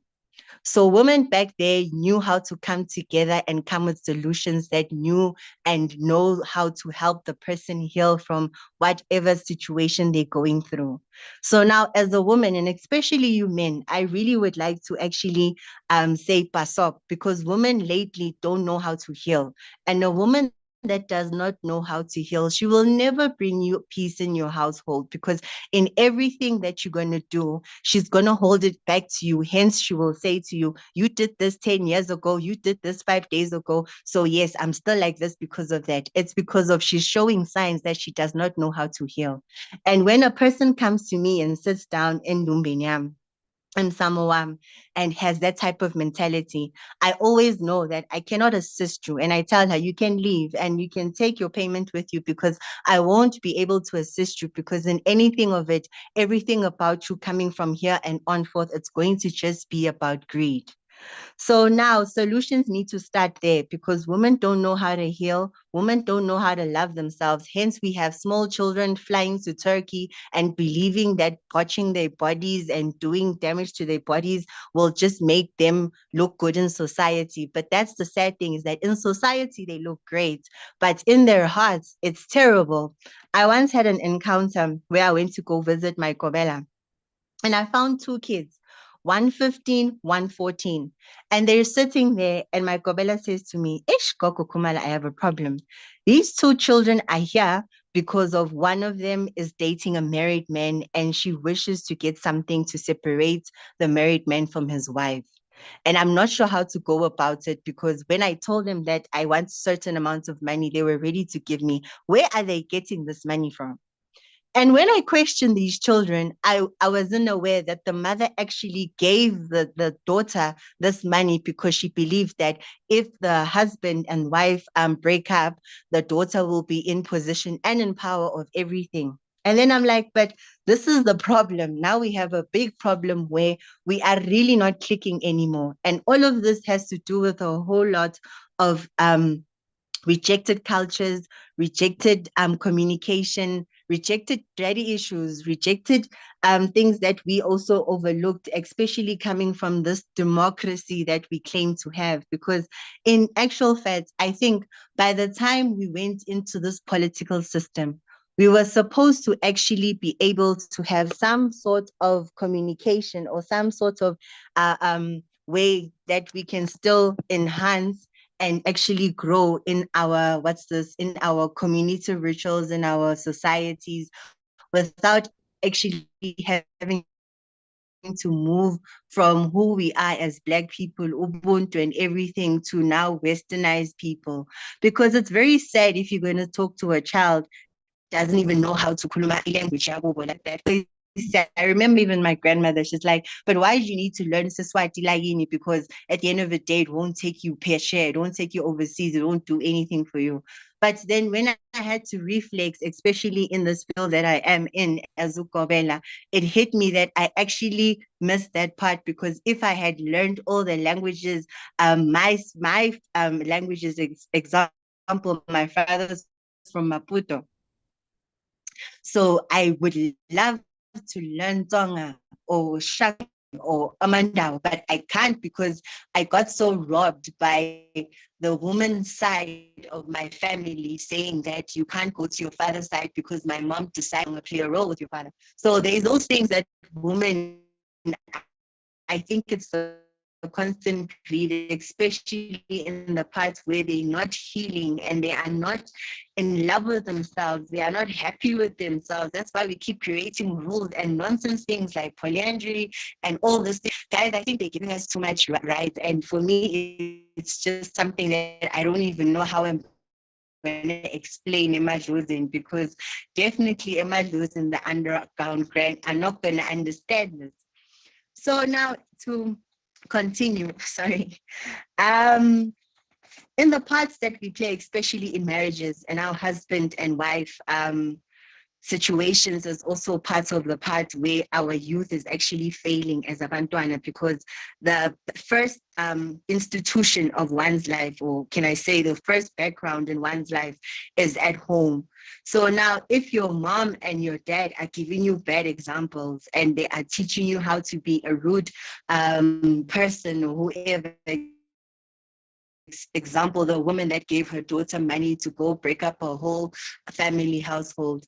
In that part of it, it's very difficult to actually try and say, where do we start, especially with women actually not caring about their children, because that shows that she doesn't care about her child if she can teach her this in an age of 15.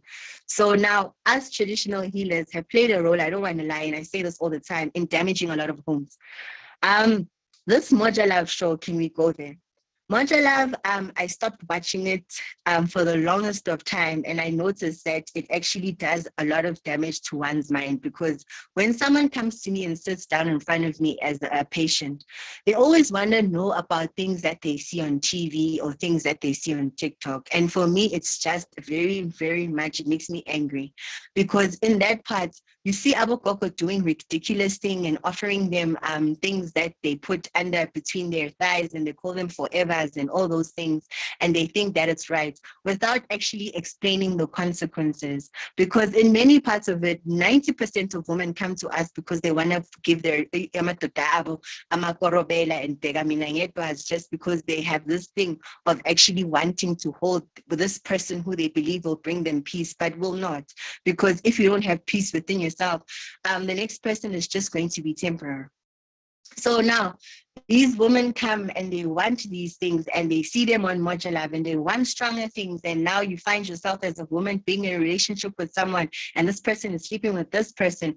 Firstly, it's a big problem if a man is going to go into a sexual relationship with a woman who just had an abortion, or a woman who literally even sometimes has periods, because that is all energies, and that can ruin his whole entire body system, and come home and go to a household and come back and sleep with his partner who's most probably breastfeeding. So a lot of things become like a discuss right now. I don't want to lie, especially in the shows, because it teaches them so much nonsense.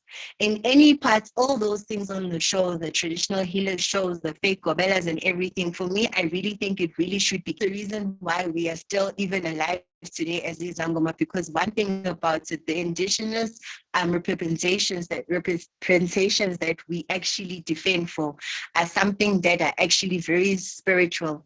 And spirituality is a very difficult thing, because you cannot overcome, and you cannot say, yes, I master at spirituality, and yes, I'm good at that and stuff.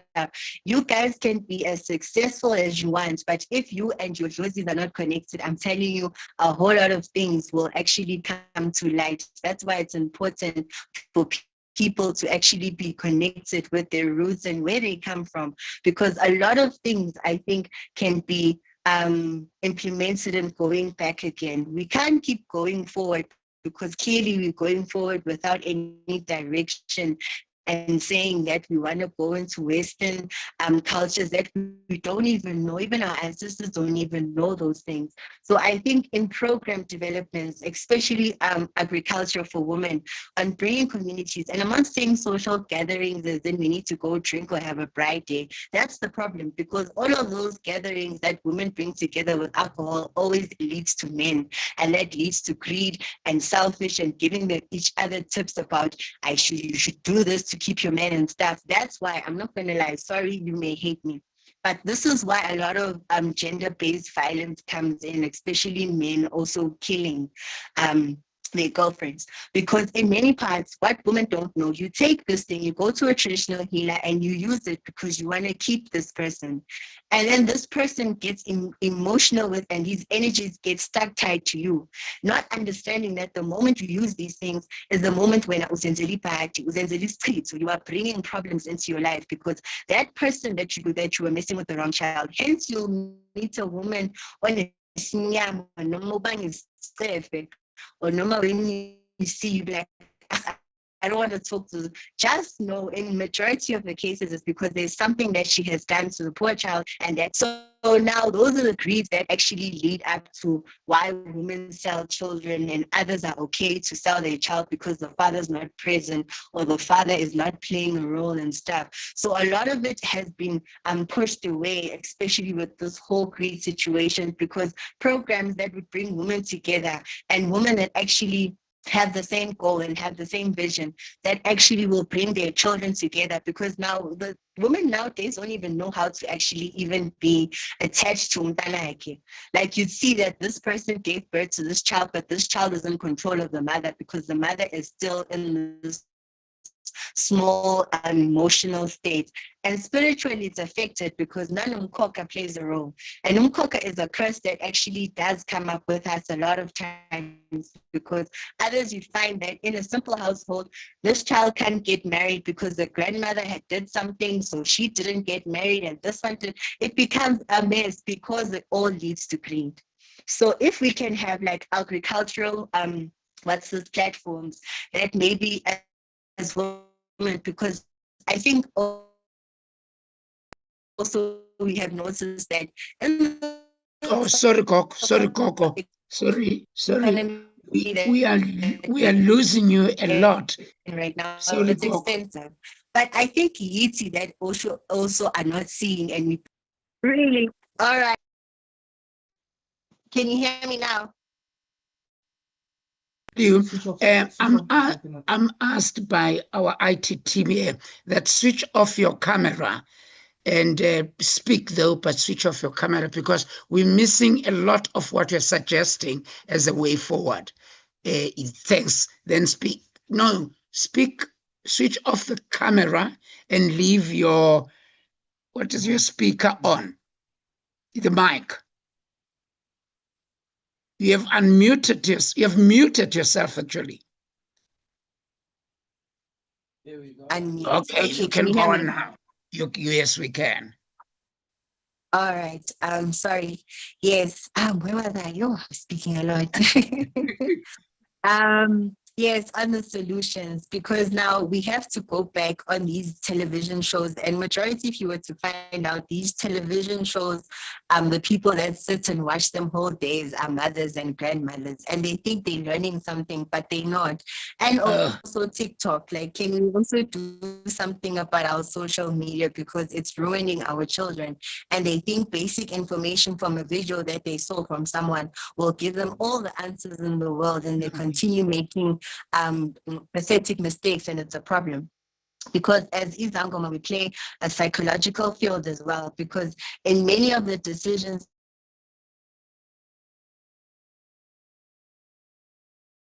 that they do and choices that they come to us? Is it because this person really has a problem, or this person is in a situation where because they want to do something bad to someone? Because that's what we do as women. We hate on each other. We hate on each other's children. We hate on each other's looks. We hate on each other's body. We hate on each other, person, how they speak. And how did we get there? It's because of also this Western system. It did not give us a platform to actually enhance who we are and gives us feel to as a Swati, as a Zulu, as this. How do we move from having freedom, from having no freedom to freedom, and actually being able to keep all the things that we used to do? So that's why I implement also agriculture. It should come back in different ways and in different developments, so women can go back on actually making, the food system. So I think many of it is that we are actually okay with the system of actually going to buy fruits and veg in people's shops that we don't even know, but in the garden you can't even plant that. The organic things that we used to do, I think also that also affects our minds, because we ask Koko Kumar. Koko, there's a serious problem with your connections, and the team I'm working with in the office, we've lost a lot. We've missed a lot of what you put forward, and we were asking, is it possible that you may share your notes with us at some point? The office will contact you. We have had very beautiful ideas that we picked up, and we don't want to lose them. Can you be able to put them in writing and send them to us, so that when we work out the report to all the attendees, they should then also be getting your inputs in full? Do you mind? Okay, no, that's fine. We are losing you so much. But thank you very much. Okay. Yeah, and thank you very much, and Togoza Koko. And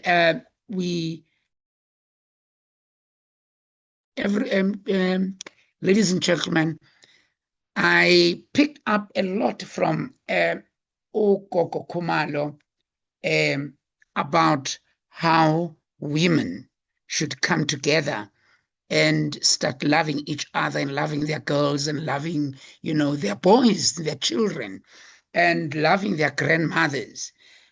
Koko Kumalo spoke strongly about the issue of materialism, that the situation we are in, we are about what I'm wearing, what I'm doing, the latest cell phone that we have, and all that. And she also spoke very strongly and carrying on from where Khosi and the Queen said about the issue of healing, and the issue also of being deprived of our history and ending up being deprived of our culture.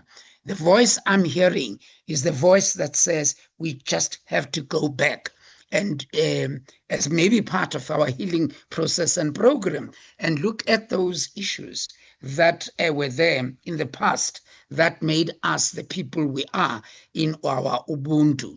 And this is also very much well pronounced in our Charter of Positive Values, that we need to actually, sometime and all the time actually be able to enhance even our families, our communities, and become sit more on Ubuntu. Now, colleagues, I'm going to ask, and I'm going to ask it is Bokang Powe. Bokang Powe, you are requested by Bongi to make a few remarks. Bokang is coming from Palo World. They come from Palo World, and Bongi Msimang has asked us to ask you to say something or to respond. And please, Bokang, I'm going to give you only 3, if not 5 minutes.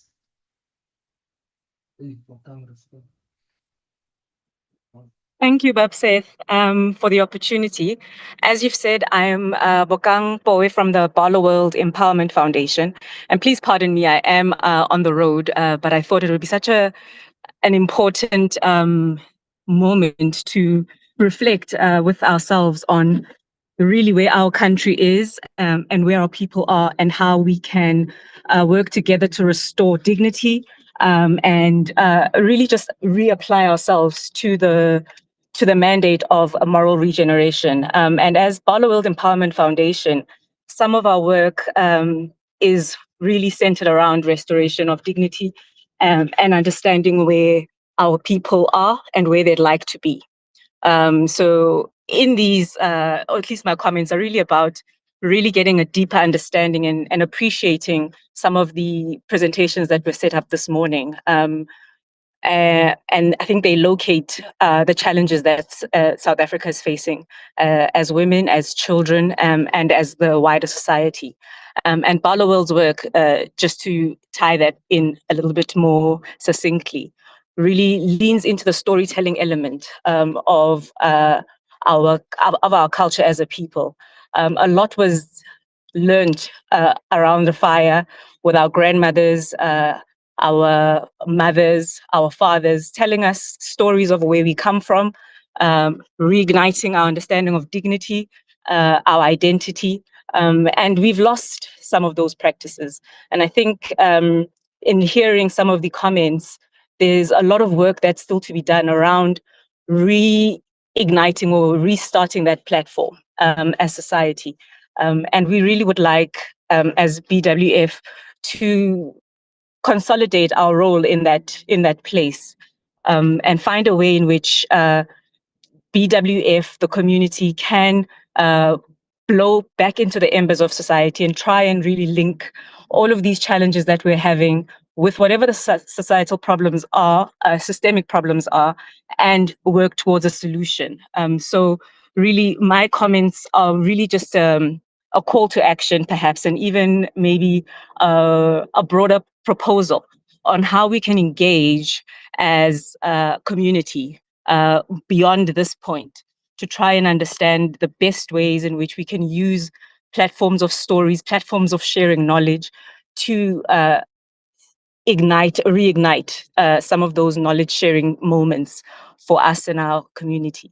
I think the second kind of thought that I had as I was listening to all of the challenges that we've had outlined this morning is really the amazing work and things that we are comprised of as a people, from our histories on the way in which we overcome apartheid, in which we are addressing colonization and decolonizing ourselves. There's so much in which so many ways in which we can start doing the work. Platforms such as this are a really wonderful initiative, really wonderful start. But the question of what do we do next really burns me. It really plays at my heart, because we know all of this amazing knowledge comes from us sharing these moments, but also that the points of action. What do we need to be doing? What are the lowest kind of hanging fruits that we can start ticking boxes on, so that we can start reigniting different ways of thinking, but also challenging the way in which the mainstream has sort of located us. Ugoko was talking about the TV channel that has really, really degenerative kind of impacts on our community. How do we have a conversation with those kinds of platforms, or how do we have an alternative platform? And how do we create that? I think we're willing, as BWF, to just convene those conversations and really push for something that is alternative to what we are experiencing at the moment. With that, I just wanted to also, just to close, to say our approach, we say siyakhwezela, because we really look into what is already happening in communities, and we blow into those embers that are existing. We know that people are doing good work in spite of and despite the circumstances that we have been fed. But I think in moving forward and in trying to action and ignite a way in which we move our society, let's look for what's good in our community as well, and let's try and amplify, uphold those stories as well. So thank you so much for the opportunity, but I think it's more questions and really a call to action to see what we have available and what we can make work moving forward. Thank you, Babset. Thank you very much. Thank you very much, Bokang. And having been in some of your sessions, I know that what comes out there, it's really, you just have to arrange the place that is really in Mlilo or in Asfala last time. And please make sure that now we come together. And there's a call, colleagues, every member who's here, the call is to action. That's what Balo World is asking from us, that we have talked about ourselves, we have talked about our children, we have talked about our culture, we have talked about how we need to heal. And they are saying, then what's next? What are we doing? And towards the end, Bokang Busi and some of the members of the office will be reflecting and taking us, on a way forward, because we, as the chair of MRM said in his opening, he said we must come up with a program. And I'm hearing you to be saying the same thing. And in our last such conversation, again, there was also the Dr. Metzing, and there was also Salga that asked from us, we need to do something. And that process of doing something had to start with a platform like this. And the next, what we are going to do is that now, as we go on, then we will be we have the next step, but that will be communicated by the members of the MRM. Let me now request, we deliberately, and let me be open to our religious group here, we really wanted to hear the voices of the traditional leaders, the healers, and the Khoisan. And we are asking if there's anything that we are wishing to contribute and to input. We are, as a way forward, also maybe that will be talked about, we are going to have an interfaith, and we are going to have a conversation that cuts across religions. But for now, in this talk that is, one could call traditional based, we are going to ask that now, if there are any inputs that come from the religious community, please make those inputs now. Okay, thank you. Or I see there's Augustine Gomsi. Please, yes. my brother. Yes. Thank you.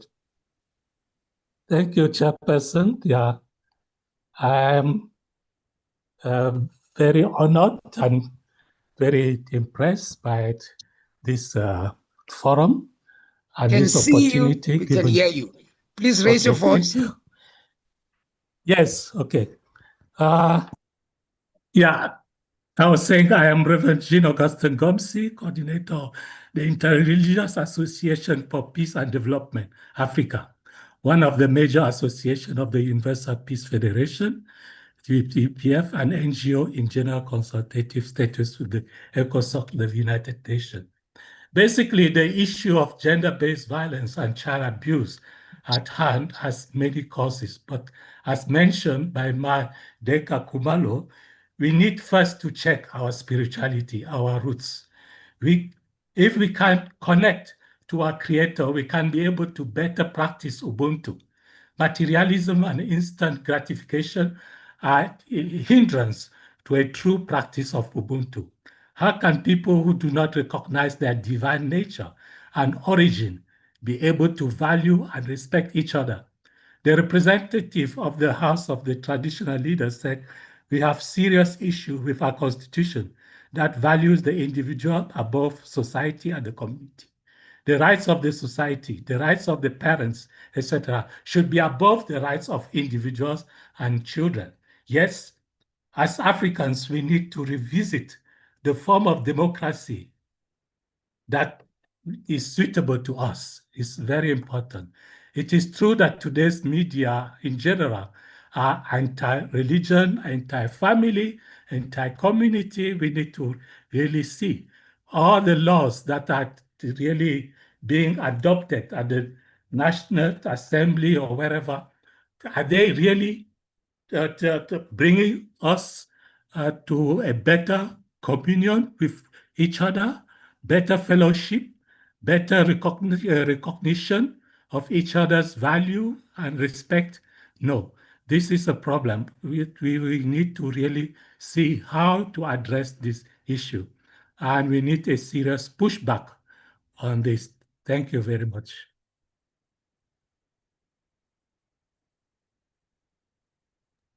Thank you very much, sir.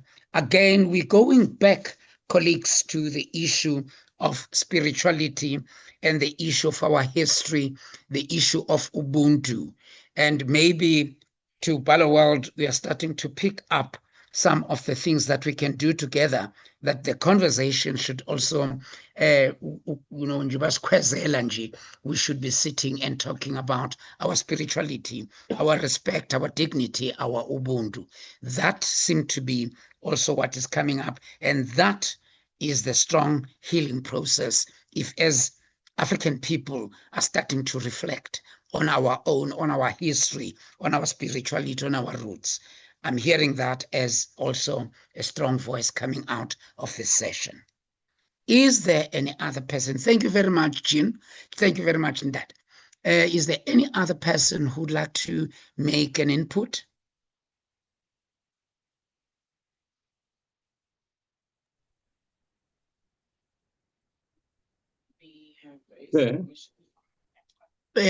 Okay, Father Mkacha? Yes, can I make a brief intervention here? Yes. Okay. First of all, to thank all the speakers. I think they've been great. And it's very difficult to, as it were, to decode some of the inputs that have been made. But let me try and summarize what I heard. And this would be, I would do it in a threefold manner. The first speaker, which was the Khoisan, his input was very insightful and very analytical. The second speaker, which was, I think, Chantal is the name or something like that, and so on, as well as Ukoko Kumalo. Their presentations were more in the form of testimonies.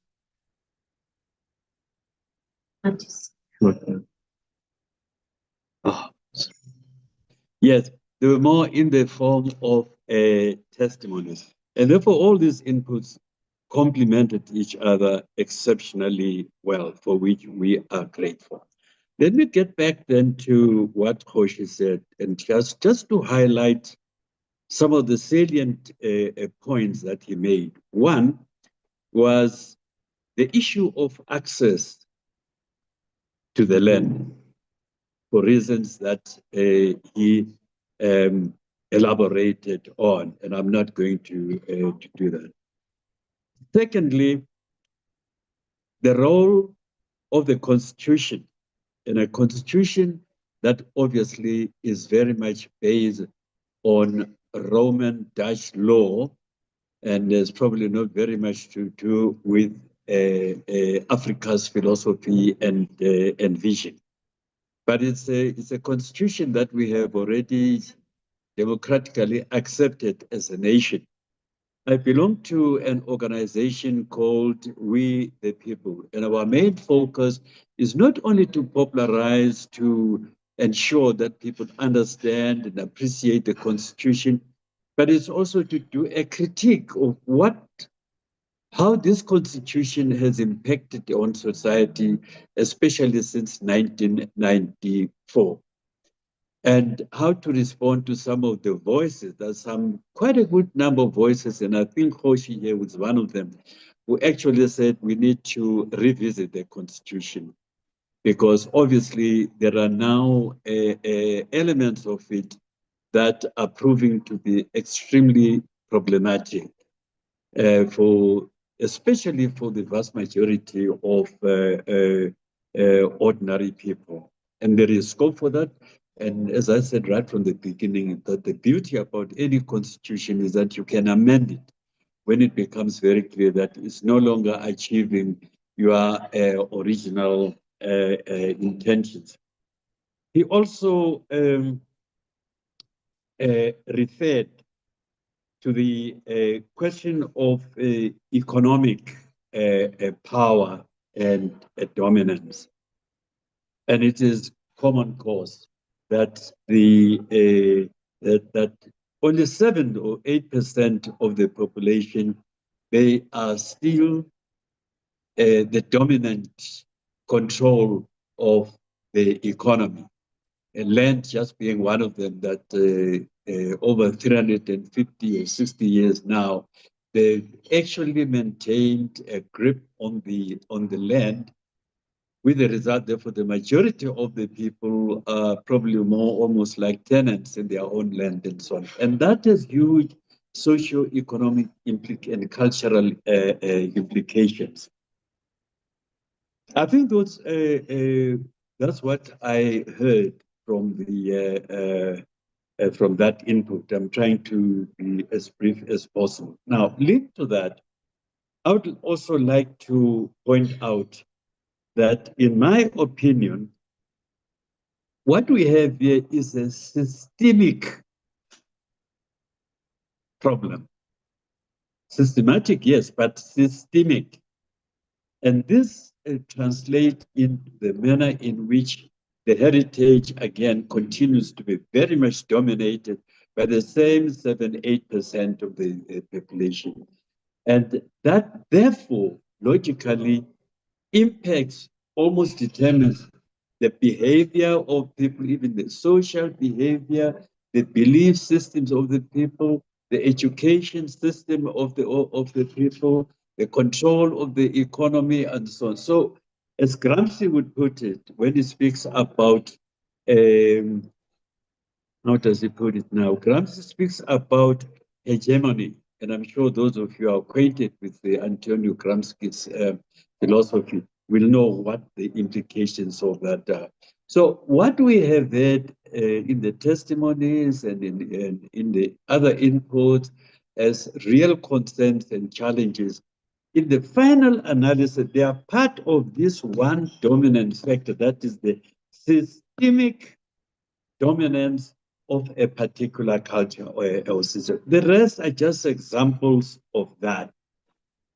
Now, before I go on to the next one, I would then say what I heard, maybe not always being articulated that way, is there's a cry for a leadership. Because unless you have a leadership that will give guidance in these matters, there won't be any fundamental change. It will just continue trying to accommodate this as much as we possibly can, and so on and so on. So we need a kind of leadership that has the same vision, but also a determination. The second input from Chantal, I think some people have already, I think the chair, you have already referred to it, and summarize by referring to what she called a social, what is that? Or identity, a challenge of identity. And again, what we see here are examples of a dominant system, which almost determine the conduct, the behavior, even the faith of the majority of the people in the country, because of its hegemonic role that it plays. And then finally, and thirdly, from Valorant, which represents the private sector, I guess, it's a call to action. I'm trying to summarize. I don't want to give another speech and so on. I'm just responding to what I have heard, which therefore would be subject for another ongoing engagement, and also an emphasis and a focus more on practical action. But the practical action must be guided by the understanding of the system that determines all what I've just said. Thanks very much. And once again, thank you for your input. We appreciate that very much. Just for your information, I was supposed to have attended another meeting, but I found this exercise so fascinating and enriching that I canceled my other engagements. Thank you for that. And let me tell this house that you don't easily cancel.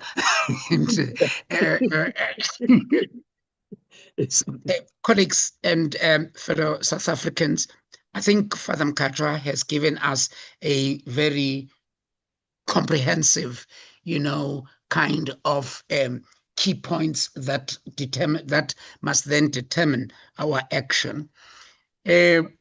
I am tempted to ask that we were just having our own caucus here as the office, that the points that Father Mkhatshwa highlighted are going to form part of the report that we are going to be distributing to all the members here and those that we might relate to. And then we will then be asking people to come up with proposals as to the actions that we need to take. But if there's anyone who still wants to maybe say to us, this is also the action point as called upon by Balo World, please, it's time for us to make those. Is Salga still here? Salga? Bele is not here now. Okay. Is there any other person who wants to make a point? We're talking action, taking the process forward. Lula, are you still with the team there?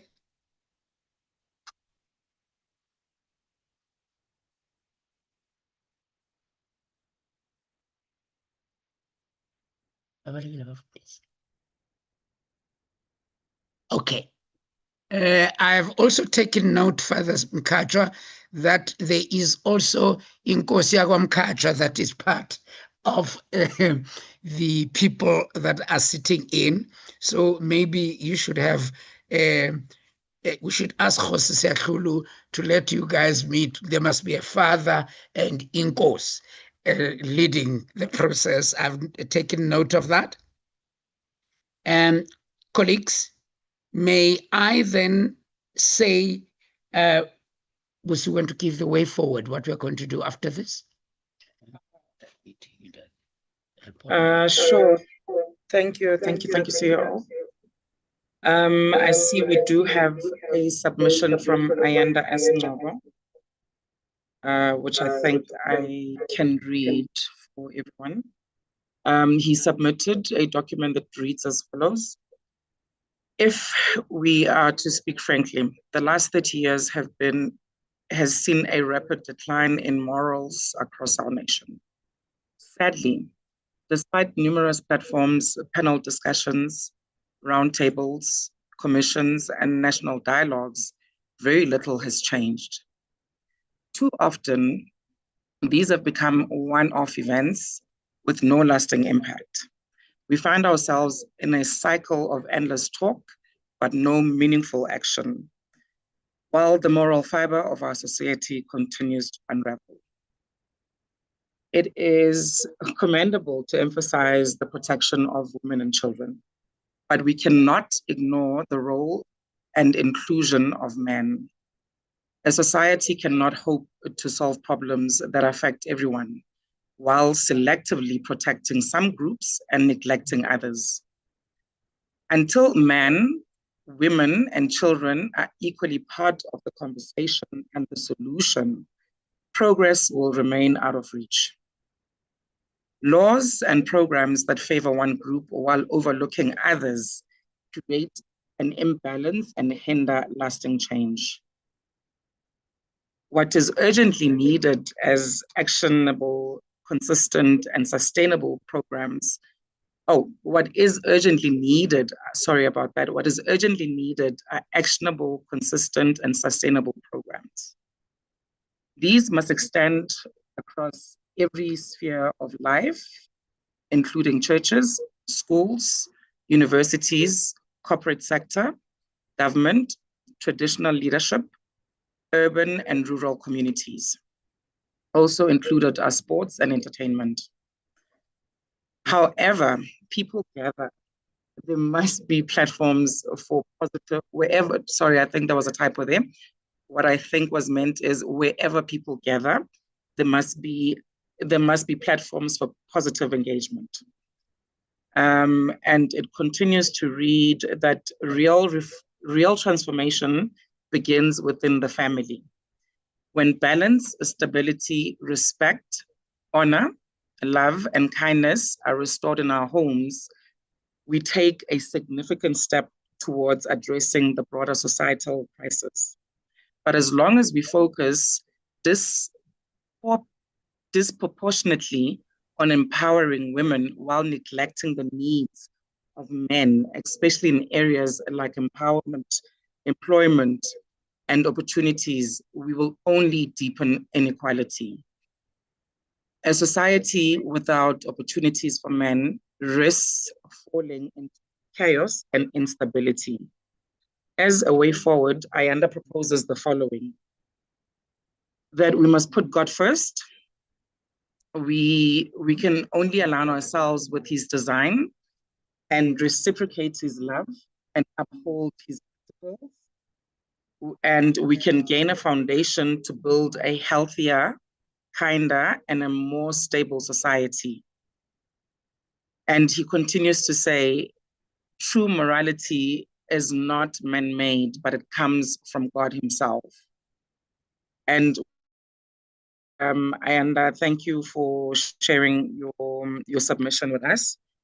And it seems the theme or the conclusion of today's conversation is that we come up with action plans, and a suggestion was been tabled by the COO that the panelists that have shared today will form part of a meeting with a psychologist, Dr. Mitsing, who had led the Women Month Dialogue last month. So we will send out invites to all our panelists where we can sit and consolidate all the discussions and possibly the solutions that have been given. And once we've achieved that, then we'll be able to share a bigger way forward on what then happens with the submissions that have been tabled today. Thank you, COO. And thank you for all the inputs, and thank you, Ayanda, for your input. And I'm told by the office team that there is Ubaba Father Mdlela, who also wants to make an input. Father Mdlela?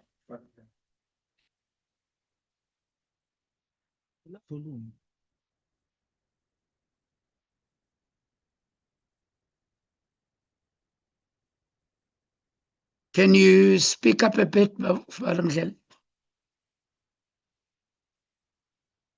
Okay.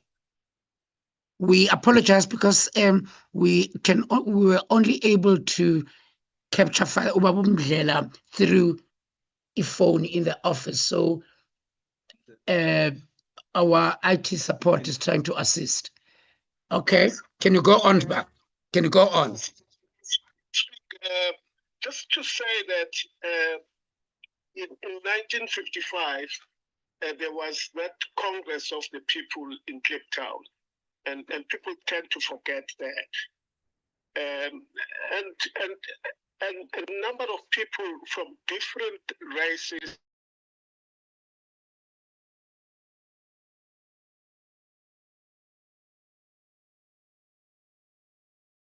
out a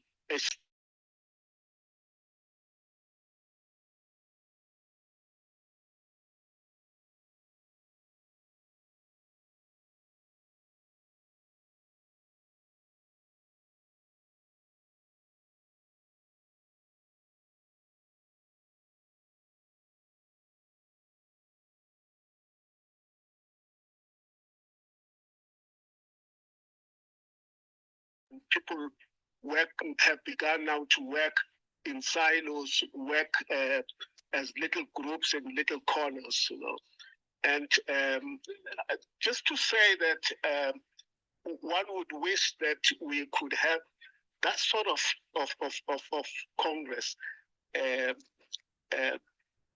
reinstalled. And I've heard the speakers, they were really trying for that Ogogogo and others, religion, Christianity, all need a reform of sorts, to come back to what the Congress of the people, that congregation, sought to achieve. And because we have deviated over the years, and of course apartheid contributed to that kind of deviation. And of course we begin to see another form of apartheid, where people have some exclusive communities, the Zulu culture and all those kind of things, And the Black consciousness came into the picture to say that we have a common struggle. The common enemy is the nationalist system of governance that we have to dismantle. And people took arms, went outside of this country to seek a way in which to undermine the apartheid system. And Father Makacha was talking about the hegemony that we still see today. One section is more powerful than the rest of us. And so those are some of the things that I think we would need to consider when we do the final paper regarding the issues that were discussed today. That is all I wanted to say. Thank you very much, Father. And you know for a fact that you shall have to be part of putting together that paper.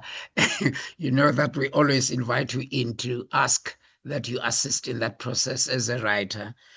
And thank you for your suggestion. And I think our way forward here, and which has been the call, we heard it from Ayanda, we heard it from all the speakers, and there was Father Mkachwa, and we also heard it from Palo World, that we need action. That action, colleagues, will come, as Busi said, after there's been this team that will come together, and then mainly formed by people who participated here, and then who will then come up with our next action. And we are mandated by the chair that now this should not just be, as he said openly, that now this must not just be a talk, but it must move forward. And then we are going to, out of this, will come out a program of action, and we are going to see to it that that happens. And I see there is, can you read that one, please, Lucy?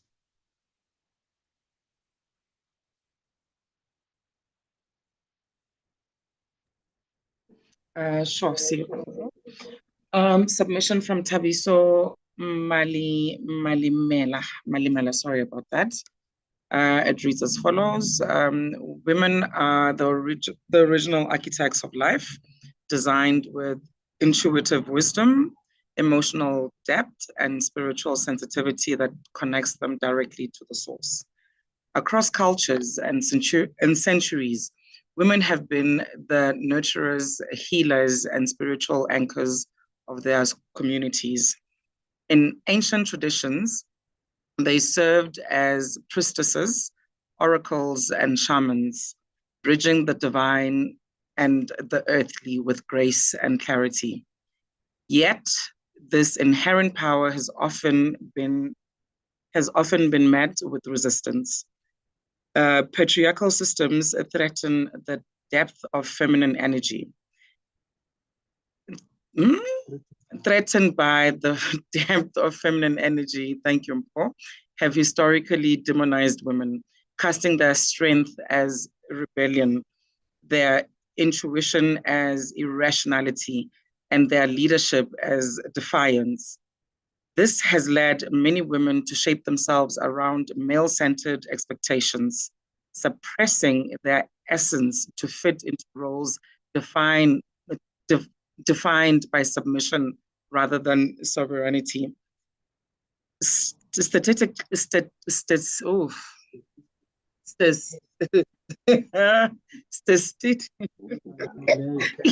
that one. In spirituality, there is a paradox. Men often thrive when married to emotionally generous, grounded women. But women who give endlessly without boundaries, reciprocity, frequently lose themselves in the process. Depression, burnout, and emotional depletion are common outcomes when women's worth is tied solely to how she serves others.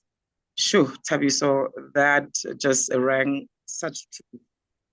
I think you've kind of hit a point as I was reading it. I mean, I found myself stumbling with certain words because it speaks so much truth to what is happening with our society.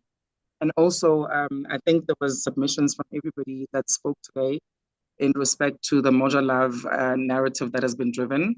We have tried to reach out to them just to get their sense in terms of the programming that they share and how they view their programs in either assisting us in building the moral fiber of our society, or what their understanding is in terms of what is being shared usually. So I think the COO also, has alluded to the fact that we do need to have them in a conversation, and we will work tirelessly to make sure that our next conversation does include them, so that we can start building. I mean, I'll give an example of what BBC does. If any of us do watch BBC, their programming is mainly about educational stuff. There were years when you tune on to a television, you will see trivia questions, how to be a millionaire. Those kind of shows have been things that have built some of us. And lately, that is not the case with what we as Black producers are putting out into our communities. So I just wanted to share that. And thank you, Thabiso, for this. You've just ignited something. I think that's it, CEO. Thank you. Thank you very much. And I was also informed that Bishop Zula came back on the line. Are you still there, Bishop Zula? Hello? No, he's gone. And we have also taken note on this, that the Jewish board, the Board of Jewish Deputies just came in and made a statement and disappeared. And I don't think that's a good practice, but we shall have to take up that with them. And is there any other thing? From the side of the office of MRM, the team that is working with me here, there is nothing that they want to make as input. Can I hear from the people on the platform? Is there anyone who has a burning issue? All we leave with here is the call for action.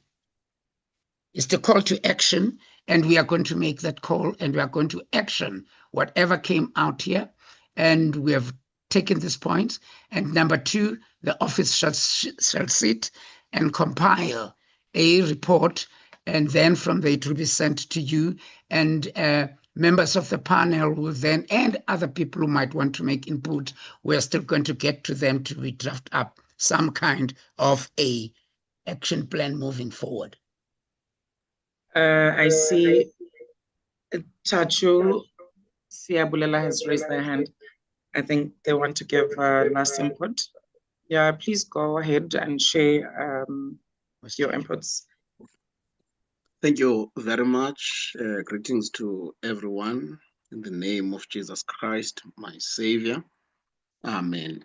Thank you very much, Chairperson and the organizers of this sitting.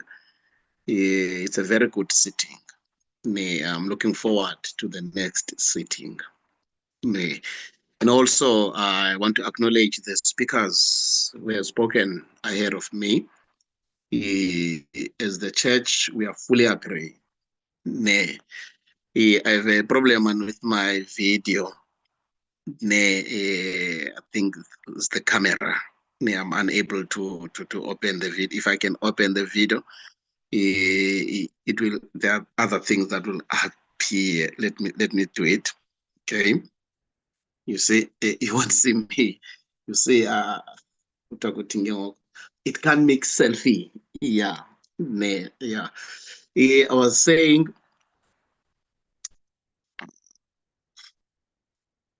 we will agree with the speakers who have spoken ahead of me.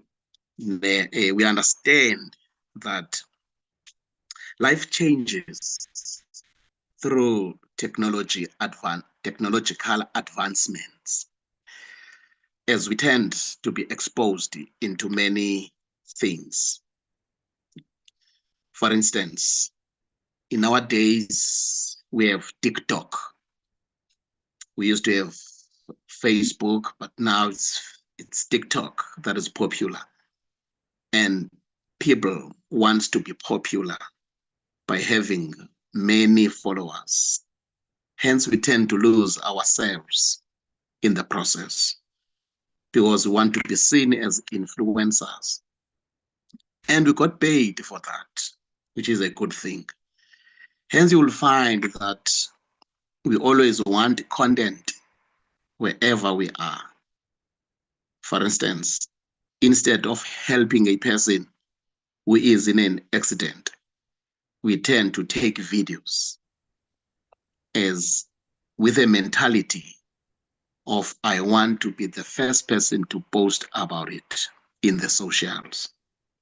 Yes, democracy is a good thing. However, it affects us as we have many rights with less responsibilities. For instance, you'll find our prisons are full because of prisoners' rights. People are living poor outside, poor life, but they live better life in prisons. They have 3 meals a day. I haven't been there. It's what I've heard. So I can't say that boldly because I haven't experienced it. It's what I've heard. But it's the study says inside the prisons, life is better than outside the prisons. As the church, we feel used by government. We were at the center in fighting for the apartheid. Now, post-apartheid, government has dropped us. Instead, is using us during the era of elections. They passes legislations without our inputs, whereas earlier we were at the center. There was an era of Christian dawn, where the state was sleeping on the same blanket with the church. And life was good. And we had morals. Now we are experiencing moral decay. We are no longer praying at schools now, as we used to earlier before democracy. Yes, we are mindful that even as church leaders who are found as perpetrators of GBV, we're mindful of that. The way forward, we need to approach a BCCSA, Broadcasting Complaints Commission of South Africa, as it is in their core function to ensuring standards of fairness, responsible content presentation, and protection of rights, and balances freedom of expression with the individual rights. We need to complain to them about what we see on TV, because what is seen on TV influences the people, it influences our lives. Yeah. Thank you very much.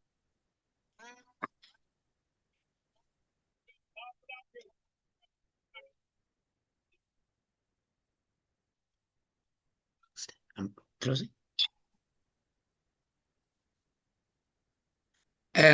Colleagues, thank you very much. And we appreciate all the inputs.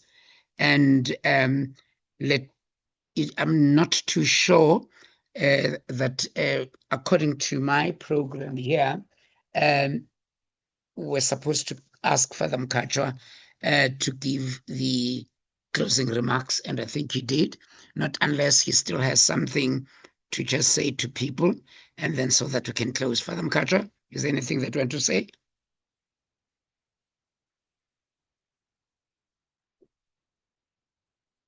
Father? Well, maybe he has gone to another meeting. Yeah. And sorry, not yet, sorry. I thought you disappeared to another meeting. Please go on, please close for us. Yes, I just wanted to say what I've already said in terms of my remarks, and there's nothing to add, and thank you once again. Thank you. And colleagues, let's bid each other goodbye, and soon you will be hearing from our office, setting up not just a talk show, but an action plan where we are going to put things together for us to move forward. God bless, and God bless Africa. Thank you. Thank you.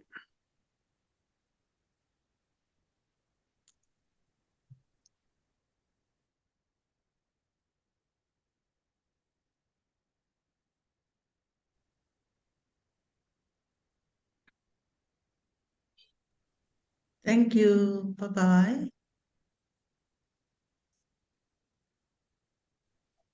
Bye.